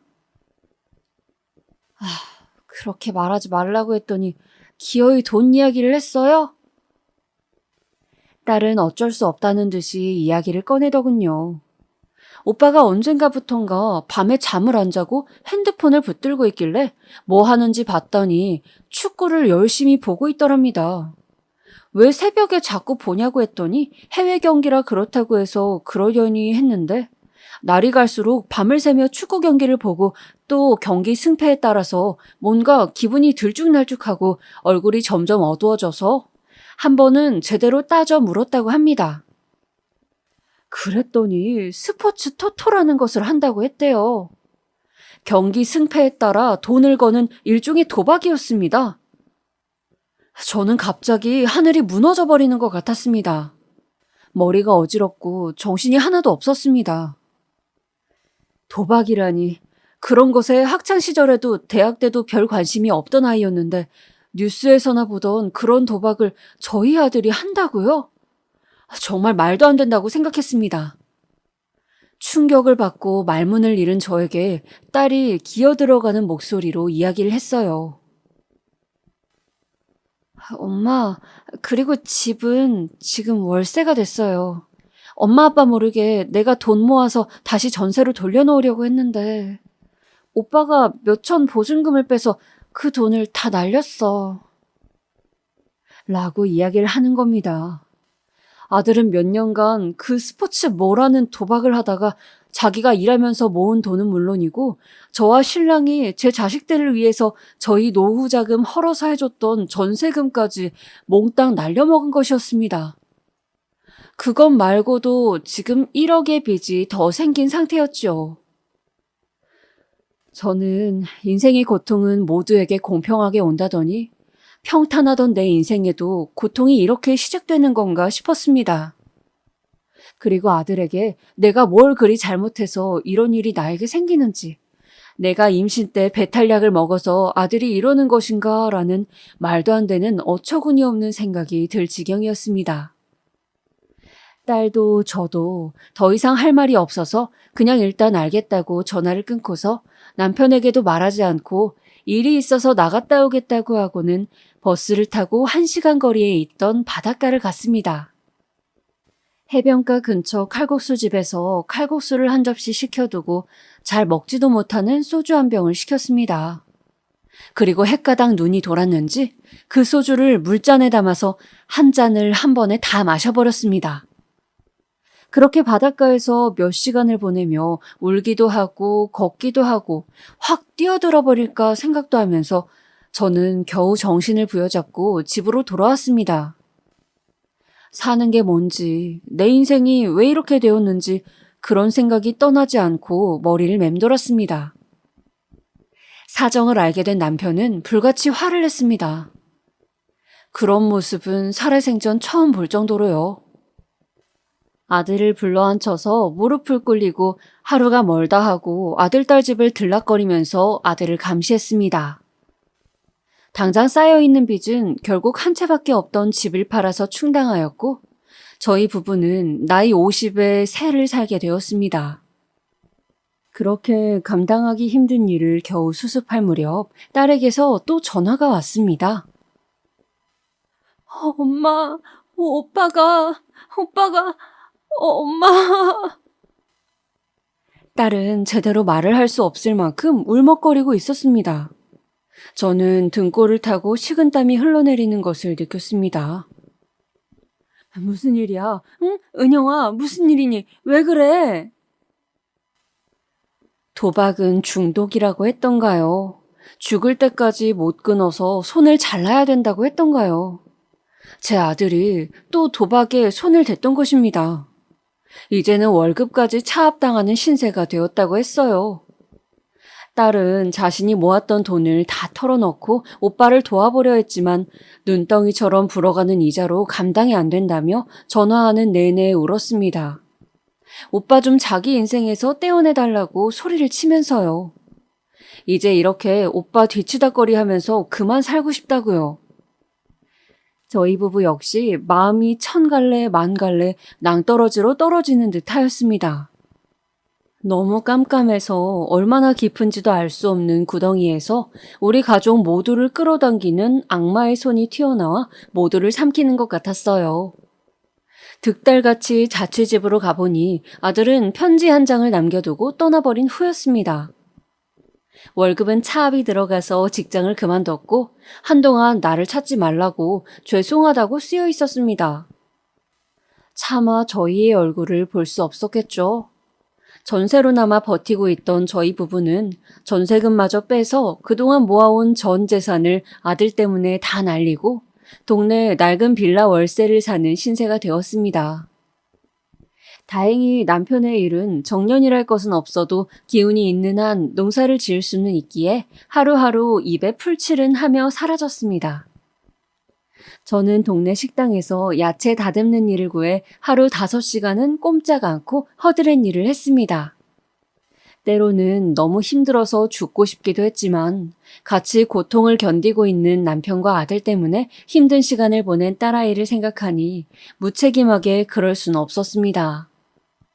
아들이 그렇게 사라진 후 딸은 얼굴이 좀 나아졌고 간호조무사 말고 간호사를 하고 싶다면서 장학금을 받아 간호대학교를 다시 진학한다고 했습니다. 아무것도 해주지 못한 부족한 어미로서 얼마나 기특하고 대견하던지 딸에게 정말 고맙고 미안했습니다. 그 후 몇 년 동안 딸은 타지에서 열심히 대학 공부를 하고 저희 부부는 다시 소박한 생활을 이어가며 아들로 인한 분란은 일견 사그라지는 듯 보였습니다. 그러던 어느 날이었습니다. 딸이 말도 없이 집에 내려온 것이었어요. 그것도 과일 바구니를 들고 있는 어떤 청년과 함께요. 저는 놀라서 허둥지둥 없는 살림에 불고기와 찌개 등을 급하게 차리며 일을 마치고 집에 올 남편에게 전화를 걸었습니다. 여보, 우리 은영이가 청년하고 같이 집에 왔어요. 얼른 들어오세요. 남편 역시 깜짝 놀라면서도 내심 기꺼운 낯빛으로 집으로 돌아왔습니다. 우리 집에 인사를 온 청년은 은영이의 남자친구로 둘은 1년을 만나왔다고 했습니다. 놀랍게도 은영이가 간호사 공부를 끝내고 취직한 병원의 인턴 의사였습니다. 둘 다 갓 취업한 시기에 직원 휴게실에서 자주 마주치다 보니 친해져서 수다를 떠는 사이가 되었는데 그러다가 연애를 하게 되었다고 했어요. 저희는 싫지는 않았지만 의사라는 젊은이의 직업이 넘치는 것 같아서 좀 조심스러웠어요. 너무 기우는 만남은 좋지 않다고 하니까요. 그렇지만 그 청년을 바라보며 웃는 딸아이의 환한 미소 때문에 차마 그만 정리하라고 이야기를 할 수가 없었어요.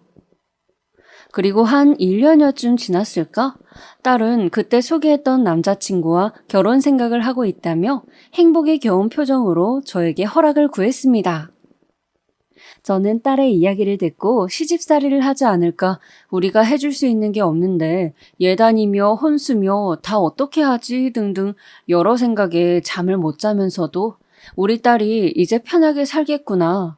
그래, 너라도 힘들지 않게 행복하게 살아라 하고 마음속으로 부처님, 하나님, 천지식명님께 빌었습니다. 그 후 몇 년간 저희 부부는 저는 식당 일을 계속하고 남편은 이제 농사짓던 규모를 많이 줄여 조금만 일을 하면서 잘 지냈습니다. 건강도 다행히 괜찮았고 가난했지만 그럭저럭 평온한 생활이었어요. 가끔 비가 많이 오는 날이나 아주 추운 날에 창밖을 보며 연락 한 통이 없는 아들 녀석을 생각했지만 그저 무소식이 희소식이다 생각하면서 애써 별일 없을 거라고 잘 지내고 있을 거라고 주문을 외우듯이 혼자 되뇌었습니다. 그렇게 아들이 우리 가족 옆에서 사라진 지 10년도 더 지난 해 어느 추운 겨울날이었습니다. 저는 저녁을 다 차려 먹고 뭉친 어깨를 주무르며 막 따뜻한 유자차 한 잔으로 하루를 마무리하려던 참이었어요. 대문 밖에서 자꾸 바스락바스락 거리는 소리와 아이들 칭얼거리는 소리가 들려오는 것이었어요. 아빠, 이 붉은 벽돌집이 아빠가 말한 할머니 집이야? 근데 나 배고파. 우리 언제 들어가? 아빠, 나 추워. 저기 있는 거 초인종 아니에요? 안 눌러요? 언제까지 서 있어? 저기, 우리 조금만 요 앞에 나갔다가 다시 올까? 아빠가 좀 오랜만이라 어색해서 그래. 춥지? 일단 저 밑에 분식집 가서 아빠가 라면 먹고 다시 올까? 배고프다고 졸라대는 아이들의 목소리와